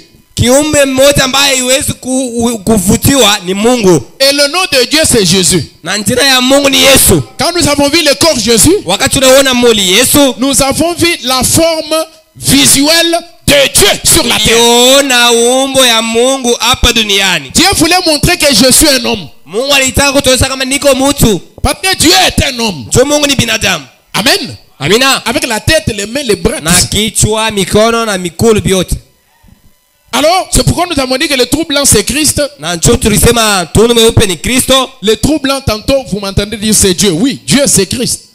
Tunu meupe wale wengine wanashikilia nasema ni Mungu. Mungu ni Kristo, Kristo ni Mungu. Et Christ c'est la parole. Na Kristo ni neno. La parole c'est l'évangile. Na neno ni L'évangile c'est la bonne nouvelle. Na injili ni habari njema. Donc c'est ceci dans ceci et ceci dans cela. Kusema binaingiana vyote pamoja. Est-ce que quelqu'un peut dire amen? Amen. Car Dieu ne peut être tenté par le mal. Ndio Mungu asiwezi kujaribiwa kwa ubaya. Et il ne tente lui-même personne. Na Mungu yeye mwenyewe asijaribiwa kama mtu. Mais chacun est tenté quand il est attiré. Lakini kila mmoja anajaribiwa wakati anavutiwa, amorcé par sa propre convoitise. Na anavutiwa kupitia tamaa yake peke yake.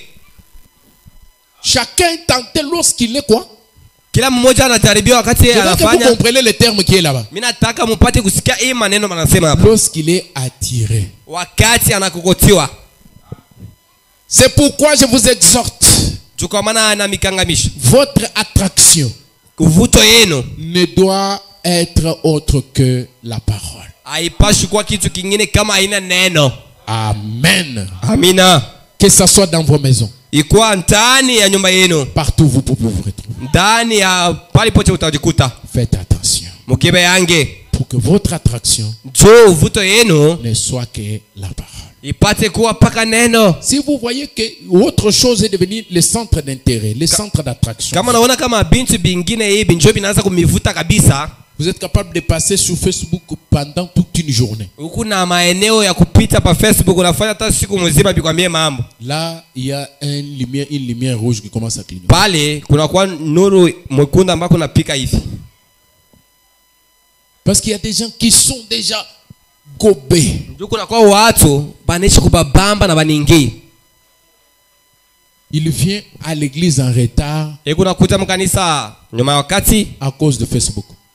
Alikuwa ku Facebook ndio anakuwa kushituka 17h. Maintenant tu vas non frère Branham lui il dit la télévision. Moi c'est Branham c'est pas télévision. Mais c'est ça ta télévision. Ndio télévision yako. Quand Branham était là, il n'y avait pas Facebook. Wakati ndugu Branham akuya kwa Facebook. Quand cela commence à te prendre tous les temps. Wakati ile inaanza kuchukua wakati wako mzima. Ça c'est Satan maintenant. Ile inakuwa ni shetani. Question réponse. Swali na majibu.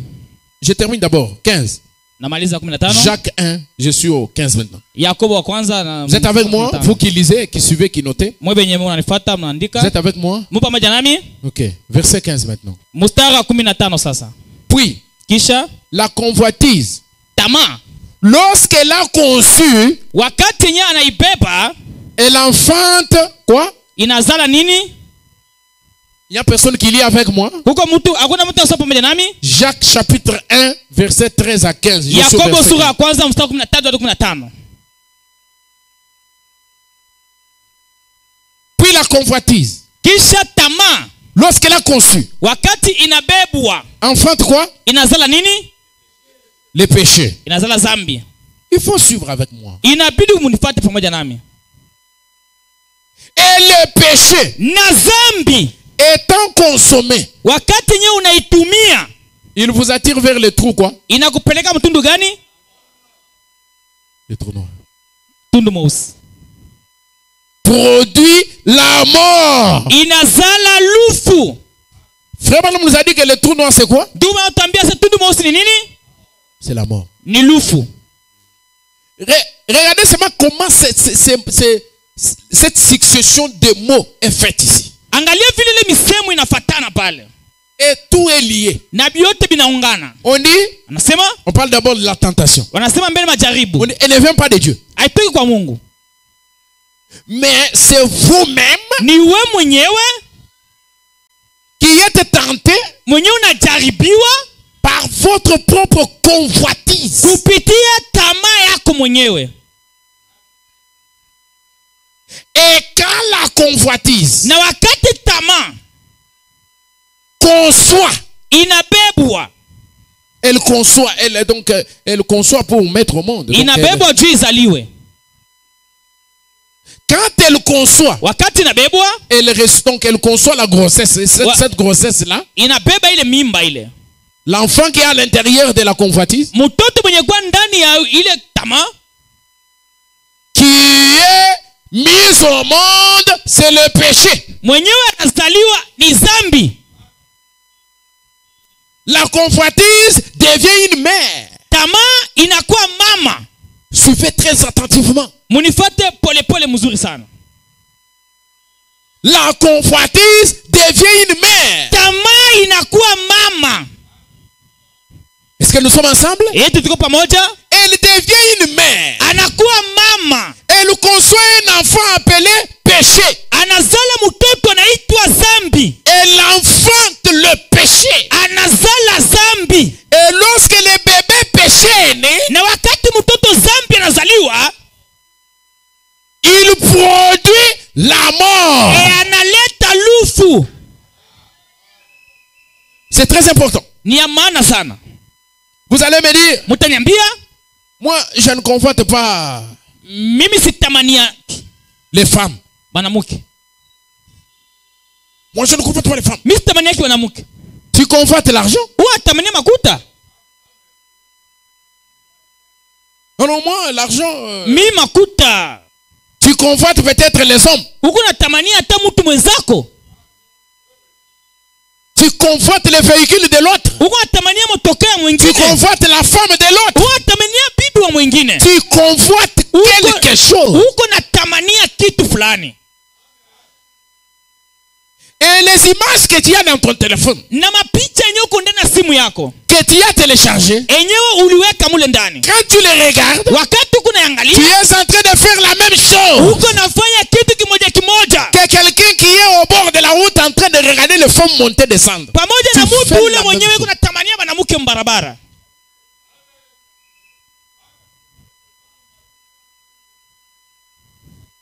Parce que là, personne ne te regarde.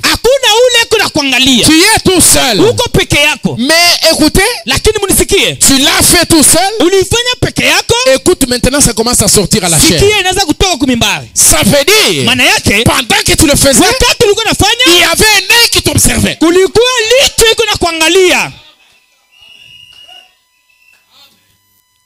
Parce qu'ici, c'est l'épée de la parole qui sort.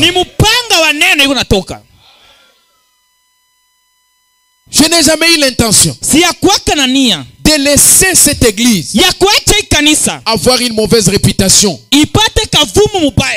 Pour que les gens commencent à dire, chez eux à Agapaola, il y a telle chose qui s'est fait souvent. Je ne permettrai jamais ça.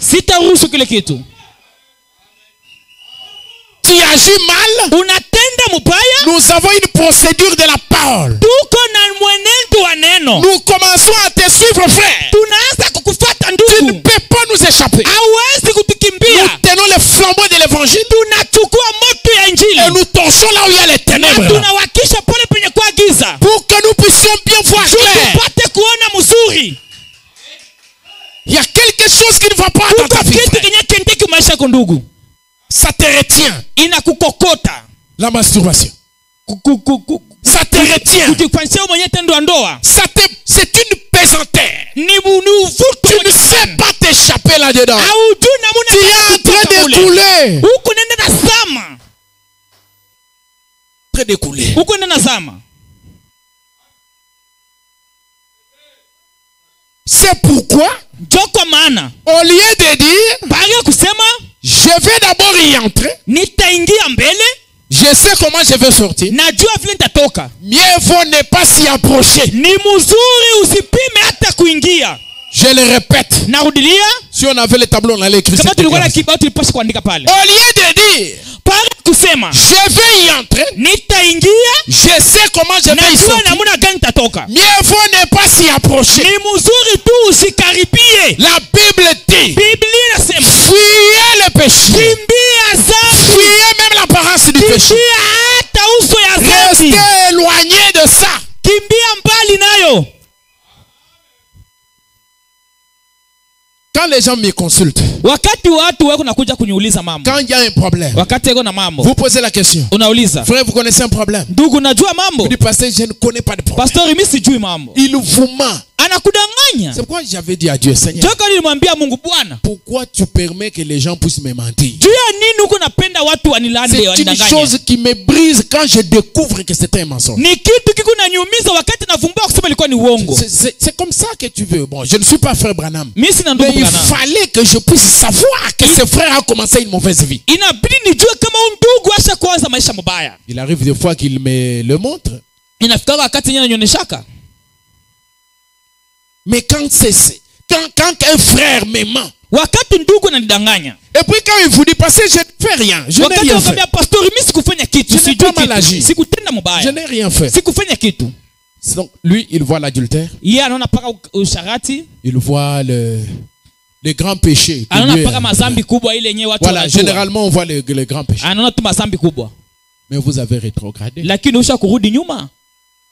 Il y a beaucoup de choses que vous devriez faire, mais que vous ne faites plus. Kuko vitu vya mingi yenyewe ulipasha kufanya lakini ukifanya C'est pas tena. seulement dire, je n'ai rien fait, Haina tu kusema sikufanya kitu, mais lakini vous n'avez pas aussi fait ce qu'il fallait faire. na au kufanya kile kenye kilistahili Parce qu'il y a kufanya. des choses que vous devez faire. Tu kuko vitu vile unapasha kufanya. Un chrétien, Mkristo, une semaine qui passe, juma inapita, une semaine, juma mzima il ne s'est même pas consacré. akujitoa hata kwa Mungu. Chaque chrétien ici Kila Mkristo hapa devrait avoir un jour de consécration par semaine. anapasha kuwa na siku ya kujitoa kwa Mungu katika juma mzima. Frère Branham a dit, Ndio nasema nous allons y arriver parce que tutafika ça fait partie de mon thème. kwa sababu iko ndani ya kisiona kyangu. La plus grande bataille jamais livrée. Vita kubwa yenyewe yafanyika. Et comment puis-je vaincre? Na namna gani tutaweza kuweza? Nous allons entrer là-bas frôler. Tutaingia mule. Frère Branham a dit, Ndugu bwana nasema vaincre, kushinda c'est garder la vie en soi. ni kuweka uzima ndani yako. Quand la vie n'est plus en vous, Wakati uzima inatenda ndani yako, vous êtes déjà vaincu ushakuanguka et votre condition est plus pire. na ari yako iko mbaya sana. Surtout quand vous êtes dans la présence de Dieu. Zaidi kama utenda uko mwepo ya Mungu. Je lis cette citation. Nasoma ya andiko. Frère Branham dit, Ndugu nasema dans le message, ndani ya ujumbe, question-réponse, swali na majibu du 15 octobre 61. ya le 15 Oktobre 61. 15, 10, 61. 15-10-61. Paragraphe 206. Ubeti 206. Et mais, étant donné que vous vivez ici, dans ce monde, Lakini kuwezekana vile mnaisha hapa dunia, il y a partout des pièges qui vous sont tendus. mahali pote kuko mitego yenye basha kumiekea. Qui reconnaissent ça? Naye najua vile. Ouais. Ndiyo. Il y a partout des pièges. Kote kule kuko mitego. Ne marchez pas comme si vous êtes pressurisé contre le péché. Hapana kutembea sa vile basha kukutwanga chanjo ya zambi. Non. Hapana. Il y a des pièges. Kuko mitego. il y a des pièges. kuko mitego. Même pour celui qui a le Saint-Esprit, Hata kwa ule eko na Roho le Mtakatifu, diable ne dort pas. shetani halali. Il lui tend aussi des pièges. Na yeko na mutega. Frère Branham dit, Wanasema même Jésus lui-même hata Yesu peke a yake été tenté. alitegwa. Tu commences à voir une femme qui commence à avoir un comportement bizarre devant toi. Na unaweza kuona mwanamke anaweza kukukaribia sana, kuchofia sana. Et toujours, Ona wale. Nigalaka marié. Mbosha kukowaka. Une femme qui dit à un homme, Mwanamke ushakowaka? Ah oui, je suis marié. Ndio Mais ulishakoa. comment ça vient d'où? Binatoka Il bila. commence à vous demander, vous êtes marié pourquoi? Anaanza kukuuliza kama ushakoa jua nini? Où est-ce qu'elle est en train d'aller? Eko nenda wapi? Aina hata kumoa kwanza kutoka naye. Ce n'est même pas la mariée, c'est commencer à sortir avec elle. Tiens. Est-ce que vous êtes marié? Oui, tu ushakoa wewe. Hata uko marié, est-ce que Hata kama ushakoa. utashimamia paka kamoja? Utashimamia tu paka bibi kamoja tu.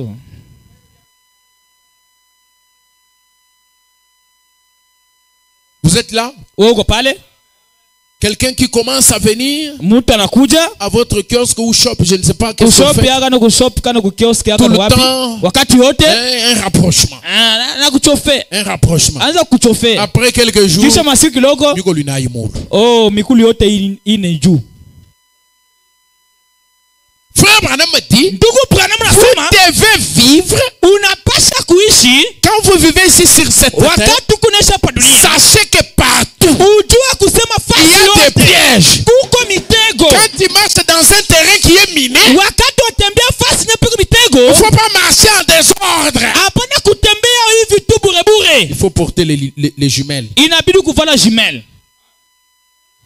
Et il faut avoir les chiens blancs. Inabidi kuwa na imbwa mweupe. Amen. Amen. Il faut avoir les chiens blancs. Inabidi kuwa na imbwa mweupe. Vous savez, lorsque les soldats vont à la guerre, Wakati wasikana kuvita, il y a des endroits où on met les mines. kuko mafasi yenye banatega makombora. Et les chiens, Na imbwa on prend un chien policier wanachukua imbwa ou un polisi. chien militaire, Si imbwa kijeshi bien entraîné, mwenye kufundishwa qui mzuri. connaît découvrir là où il y a des mines. Anajua fasi piko mitego. C'est ce chien-là qui est devant. Ni ule imbwa mwenye kwamba Et les soldats sont derrière. baskari piko nyuma.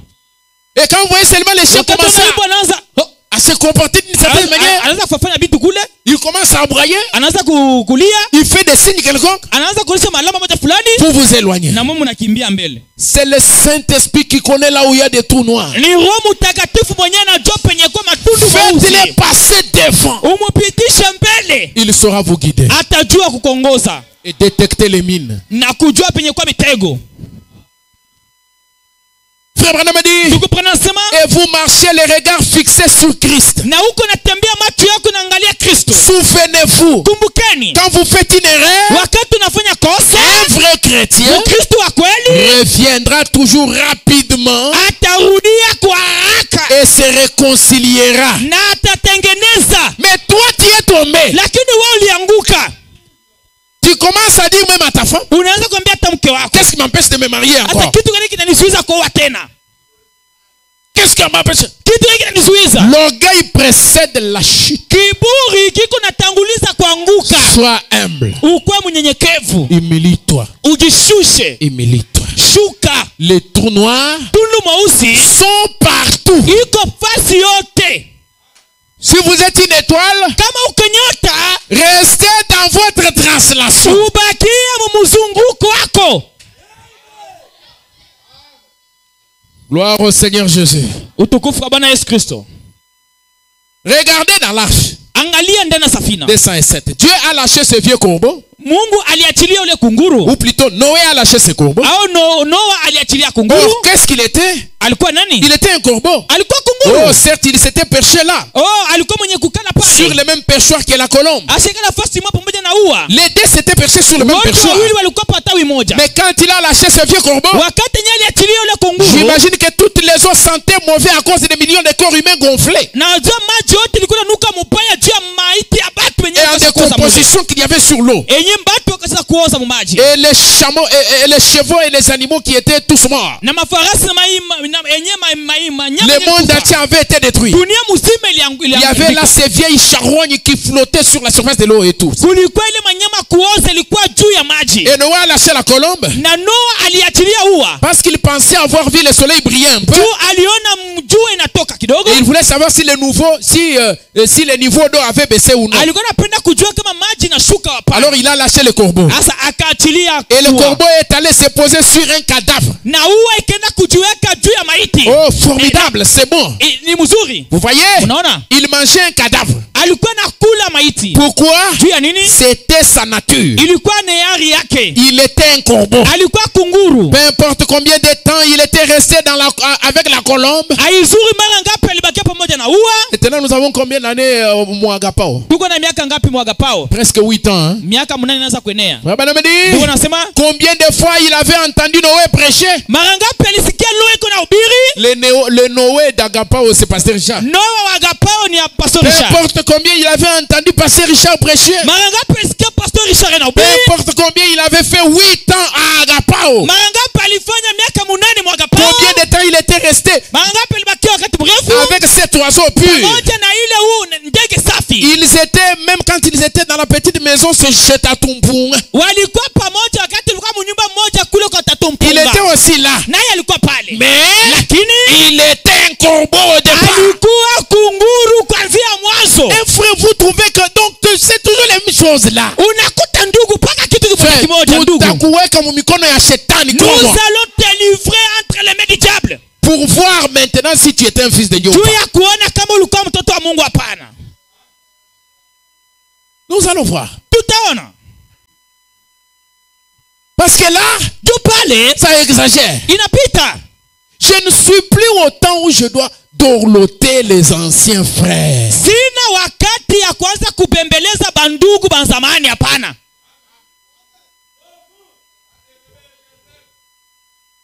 Je ne suis plus à ce temps-là. Sina tena mwele wakati. Il y a des gens qui viennent d'arriver. Kuko watu wenyewe wanaanza kufika hapa sasa. Ces gens-là tunaweza kubembeleza. Ces gens-là on peut les dorloter. Vous voyez. Leur parler tout na basemeza na sucre. On parle avec à l'air mettant un peu de sucre. Anasunuka anende tunamfuata. Ili sunuke ili pare tunamfuata ndugu naona.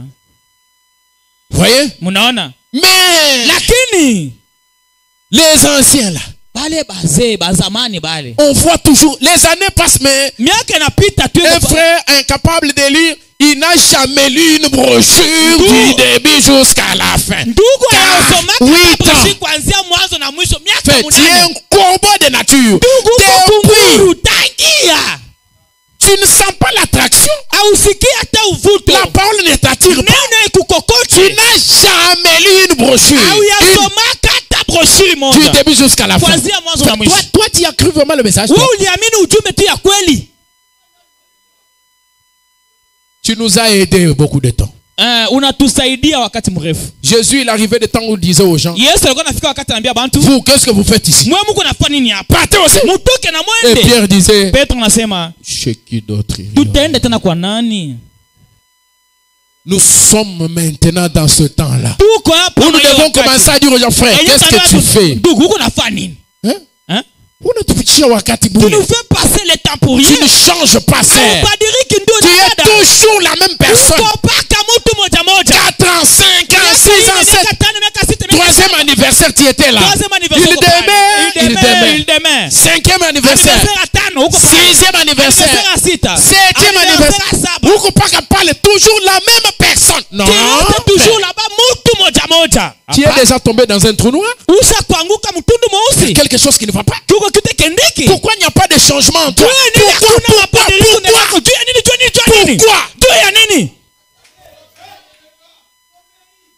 Moi je dors stressé, fatigué, abattu pour travailler ton âme. Mais aucun changement. Qu'est-ce que je vais présenter à Dieu? Qu'est-ce que je vais dire à Dieu? À ton sujet. Encore des petites choses choses là, trop bas. tupite tudogo tudogo tu tule tu ovyo ovyo. Et tu dis que tu as cru le message. Na unasema unaamini ujumbe. Tu dois revoir ton expérience, frère. Unapasha kuangalia mzuri kuishi kupima kwako. Et je ne suis plus là à vous dorloter. Na sina tena hapa juu ya kumipembeleza. Tu entres dans mon bureau là-bas. Unaingia ndani ya ofisi Tu es yangu. un ancien. Uko wa S'il zamani. faut gronder, je te gronde sérieusement. Kama mnajua ni kunakuya na kufokea na nguvu sana. Nous devons quand même avoir le temps d'aider les jeunes. Tunapaswa kuwa na wakati ya kusaidia Les nouveaux croyants. baaminifu ba sasa. Ce n'est pas le travail sur les anciens toujours. Hapana paka wewe una. Ce sont eux qui influencent mal les autres. Bon job yako nafundisha bibaya bali wewe unakuja hapa. Jusqu'à quand? Paka wakati gani? Jusqu'à quand? Paka wakati gani? Vous êtes en train d'abîmer les gens. Huku muku nena na labisha batoto Et kidogo vous tena kuya. abîmez l'église. Na muku naribisha kanisa. Moi, je n'ai pas cette vision-là. Mimi sina na ile onyo ile. Où est-ce que nous allons finalement? Tuko nenda wapi sasa? Un corbeau, Bakunguru. peu importe combien de temps il est resté à côté Aizu mangapi yanabakia des frères kupembeni. X et Y. Pembeni ya ndugu X na Y. La Bible dit qu'un diacre doit être un irréprochable. Biblia inasema shemashi anapaswa kuwa mtu mwenye ana na nkosa. Maintenant, dites-moi, Sasa unyambie. quand j'ai même la difficulté de trouver quelqu'un d'irréprochable, Wakati yenyewe niko na kosa hata mtu mwenye anaweza weka shemashi. unafika pa huyo. Tu arrives chez celui-ci. Donc, utakuta muntu, donc il est seulement des façades. Tu vas trouver c'est quelqu'un qui est là-bas, c'est un hypocrite. Seulement des façades. Mais il est là-bas un hypocrite. Quand il arrive dans un endroit où il y a des causeries qui... Kama anafika fasi yenyewe Il ne peut pas exercer assez d'influence pour attirer toute cette causerie-là vers la parole. hawezi kufanya nguvu yake akokote Il plonge aussi dans ça. na yeye anaingia mule Ah, ndani. moi, Mie. quand j'étais là-bas, Wakati nilikuwa kule. Miri Pika, Moi je les avais. j'étais sportif, vous savez, ces choses-là. Je connais vraiment, moi, on me disait que j'étais un fouga. Ah, mimi balikuwa niteka kisekedi. Qu'est-ce que ça va faire sur la vie de ces gens-là? Nini ni mu maisha bantu? Et tu entres dans ça, Naona ingia ça mule. te prend une heure de parler des choses que tu faisais quand tu étais en Égypte. Binti benye ulikuwa nafanya wakati uko mdunia. Mais après avoir dit ça, Sasa kisha kusema vile. si c'est un témoignage, Kama ni ushuhuda. revenez maintenant Rudilia sasa. pour dire à ces mêmes gens qui t'ont entendu là, Wale batu walikusikia. je regrette cette vie-là. Mie ile maisha naichukia.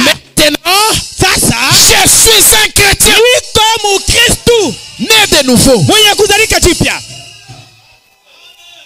Mettons-nous debout. Tusimame wima. Frère Branham dit, Ndugu bwana anasema il était un corbeau alikuwa kunguru au départ. kuanzia mwanzo. Dès qu'il a eu l'occasion de se montrer sous son vrai jour, Wakati yenyewe alipata fadhili ya kujionesha peupe, il l'a fait. alifanya. Mais par contre, Lakini kinyume, quand il a lâché la colombe, wakati yenyewe iliachilia ua, lorsqu'elle s'est envolée, wakati iliruka, fiou, elle n'a pas su supporter ça. hakuweza kuvumilia ile. Elle n'a pu aller nulle part. Hakuweza kwenda tafasi moja. Et vous les frères qui avez l'habitude de venir me dire parce que je cherche à voyager. Na mweba ndugu muna zoeza kuniambia pastor nataka kusafiri. Dès qu'on vous libère, Wakati tu wanakuachilia juste une semaine, juma moja tu, 2 semaines, juma mbili, tu commences à toucher un peu de petits moyens. unaanza kukubamba ako tenya Au restaurant Mote Moule, Angola, Zambie, Tanzanie, tous les tout restaurants ça, de l'Angola, Zambie, Tanzanie, vous avez toujours des femmes dans chaque uko village. na twana muke kila mukini. Où est-ce que nous allons? Tuko nenda wapi? Où est-ce que nous allons avec ces Tuko choses? nenda wapi? Et puis, Na kisha tu le fais, uko nafanya tu nies. unabisha na kubisha. C'est ça qui est plus pire. Ndio binyi kwa bibaya sana. Tu nies. Unabisha. Tu nous donnes maintenant le travail de commencer à chercher nous-mêmes des preuves. Unaanza kutupatia kazi ya kuweza kutafutia wewe mapreuve. Mais quand on trouve des preuves, Wakati unapata tu mahakikisho, sache bien, retiens bien. ujue mzuri na upambe On ne mzuri. te donne même pas un délai. Hatutakupatia Tu vas masiku. directement dans les mains de Satan. Unaenda mara moja mikono ya shetani. Pour que Dieu puisse t'envoyer le sida, le cochon-corps, toutes sortes d'esprits. Nous allons les envoyer en précisant même les noms. Ça t'attrape. Tu vas venir en rampant ici.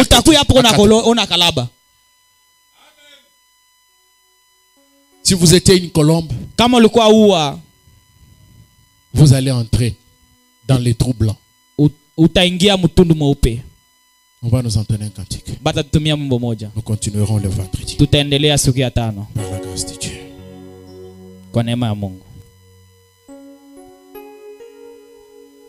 Je suis faible, tu es fort.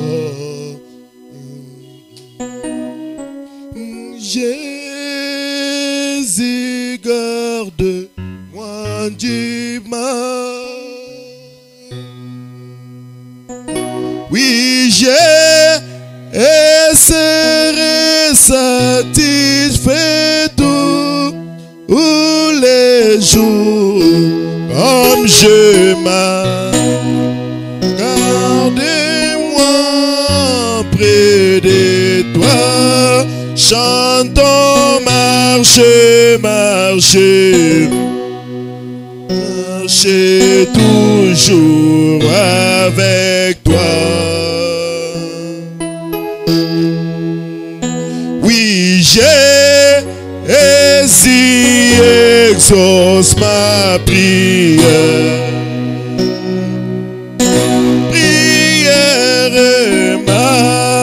marcher toujours près de toi, oh Seigneur, laisse qu'il en soit ainsi, cher Seigneur.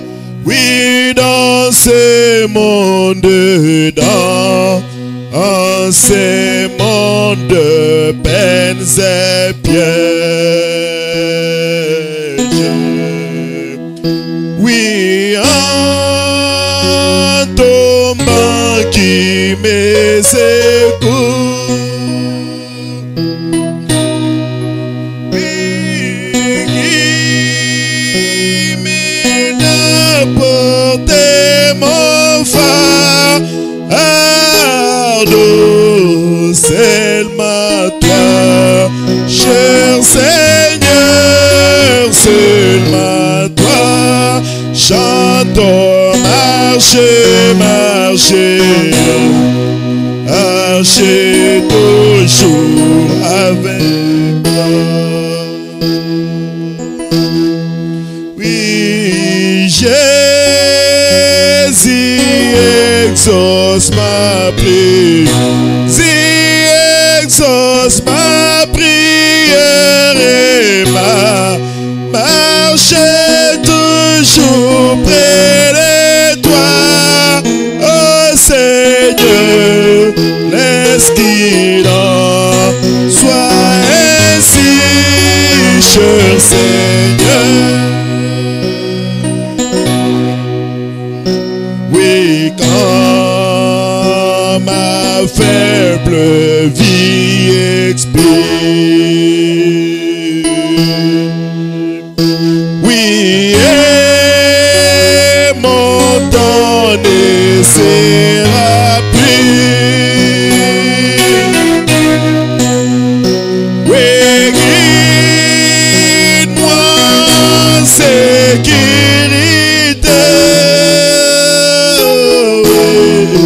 vers le rivage de ton royaume.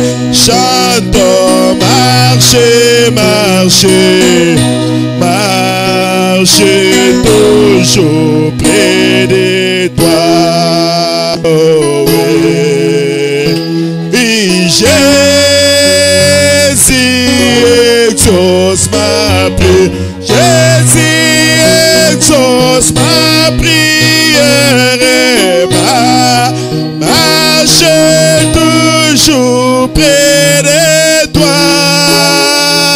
Oh, oui, laisse qu'il en soit ainsi, chantons, marcher, marcher, marcher toujours.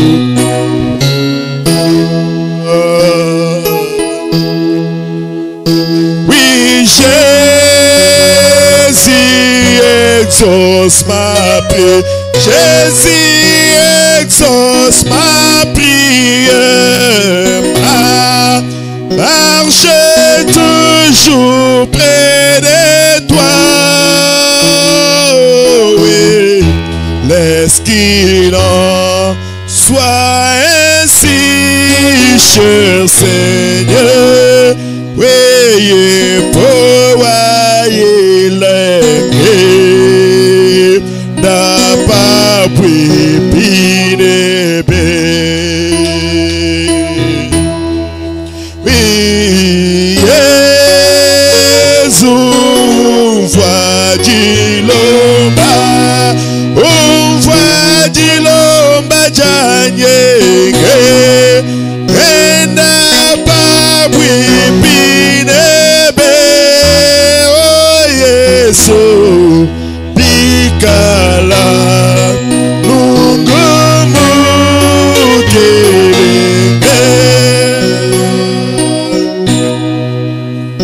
oui, dans ces mondes de peine, c'est piège. Oui, quand on manque mes secours, oui, qui m'aide à porter mon fardeau.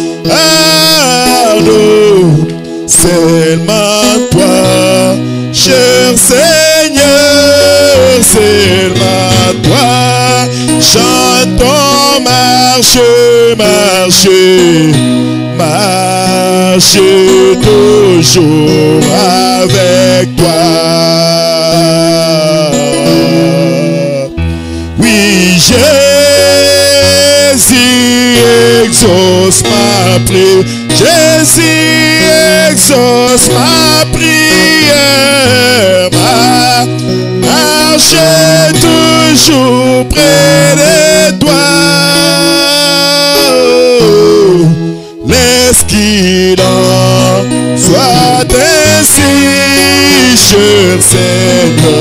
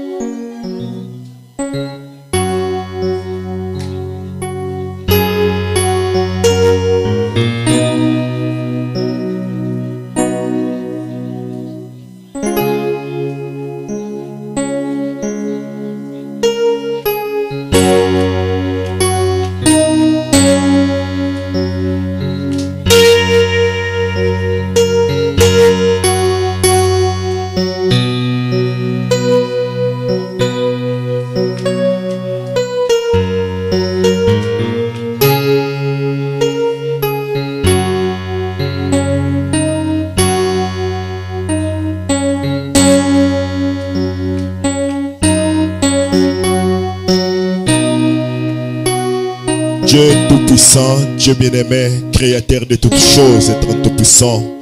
Nous bénissons ton Saint-Nom ce soir, au Dieu de gloire, pour ta parole qui vient de sortir, mon Seigneur et mon roi, oh Dieu bien-aimé. Seigneur Jésus-Christ, ô Dieu de gloire, les mots nous manquent, mon terrible roi, ô Dieu de gloire. Mais nous voici, ô Dieu de gloire, comme de l'argile dans la main, ô Dieu de gloire, du potier, Père Céleste. Donne-nous, ô Dieu de gloire, la forme qui te plaît, mon Seigneur et mon roi. Ô Dieu bien-aimé, pas nous, ô Dieu tout-puissant, comme on bat de l'or. Ô Dieu bien-aimé, enfin, ô Dieu de gloire, de faire sortir de nous un caractère, mon Seigneur et mon roi. Ô Dieu bien-aimé, nous te bénissons, ô Dieu de gloire, pour cette parole que nous avions écoutée, mon Seigneur et mon roi. Ô Dieu bien-aimé, ta parole, ô Dieu de gloire, nous a condamnés d'une manière directe, mon Seigneur et mon roi. Ô Dieu bien-aimé, mais c'est avec amour, glorieux Père, que tu nous as parlé ce soir comme un Père, parlant ses enfants, mon Seigneur et mon roi, ô Dieu de gloire, mon Seigneur et mon roi, fais que, ô Dieu de gloire, mon Seigneur et mon roi, que ceux-ci puissent trouver, ô Dieu de gloire, ô Dieu bien-aimé, un cœur, ô Dieu tout-puissant, ô Dieu de gloire, de chair dans nos puissants, afin que ça puisse, ô Dieu de gloire, produire des fruits dignes de l'évangile, mon Seigneur et mon roi. Nous nous abandonnons entre tes saintes mains, mon Seigneur et mon roi, ô Dieu bien-aimé. Si tu nous as parlé ainsi, glorieux Père, c'est parce que tu as vu, ô Dieu de gloire, des failles à nous, mon Seigneur et mon roi, ô Dieu bien-aimé. Mais nous te remercions parce que tu nous aimes, mon Seigneur et mon roi, ô Dieu de gloire. Tu nous as dit, ô Dieu de gloire, toute la vérité, glorieux Père tendre, comme William Branham a dit, que je vous ai dit tous les conseils de Dieu, ô Dieu tout-puissant, mon Seigneur et mon roi, ô Dieu bien-aimé. Laisse maintenant, mon Seigneur et mon roi, ô Dieu bien-aimé, Seigneur Jésus-Christ, que ce puisse trouver la place dans notre cœur, mon Seigneur et mon roi, que nous puissions nous conformer à ce que ta parole dit, mon Seigneur et mon roi, ô Dieu tout-puissant. Nous nous abandonnons entre tes saintes mains, mon Seigneur et mon roi. Assiste-nous, glorieux Père tendre, mon Seigneur et mon roi, ô Dieu bien-aimé, que nous puissions, ô Dieu de gloire, mon Seigneur et mon roi, naître de nouveau, devenir de nouvelles créatures, être le puissant en Christ Jésus, ô Dieu de gloire. Nous te bénissons, Père Céleste, pour ton serviteur, mon Seigneur et mon roi, qui nous a parlé ce soir, être tout puissant, ô Dieu bien-aimé, Seigneur Jésus-Christ, bénis chaque homme et chaque femme qui a reçu cette parole, être tout puissant, et aide-nous à nous y conformer, mon Seigneur et mon Dieu. Nous nous abandonnons entre tes saintes mains, être tout puissant. Assiste-nous, ô Dieu de gloire, ainsi que tous les services qui restent, ainsi que notre chemin de retour entre tes saintes mains, ô nom puissant du Seigneur et Sauveur Jésus-Christ, t'avons ainsi prié. Amen.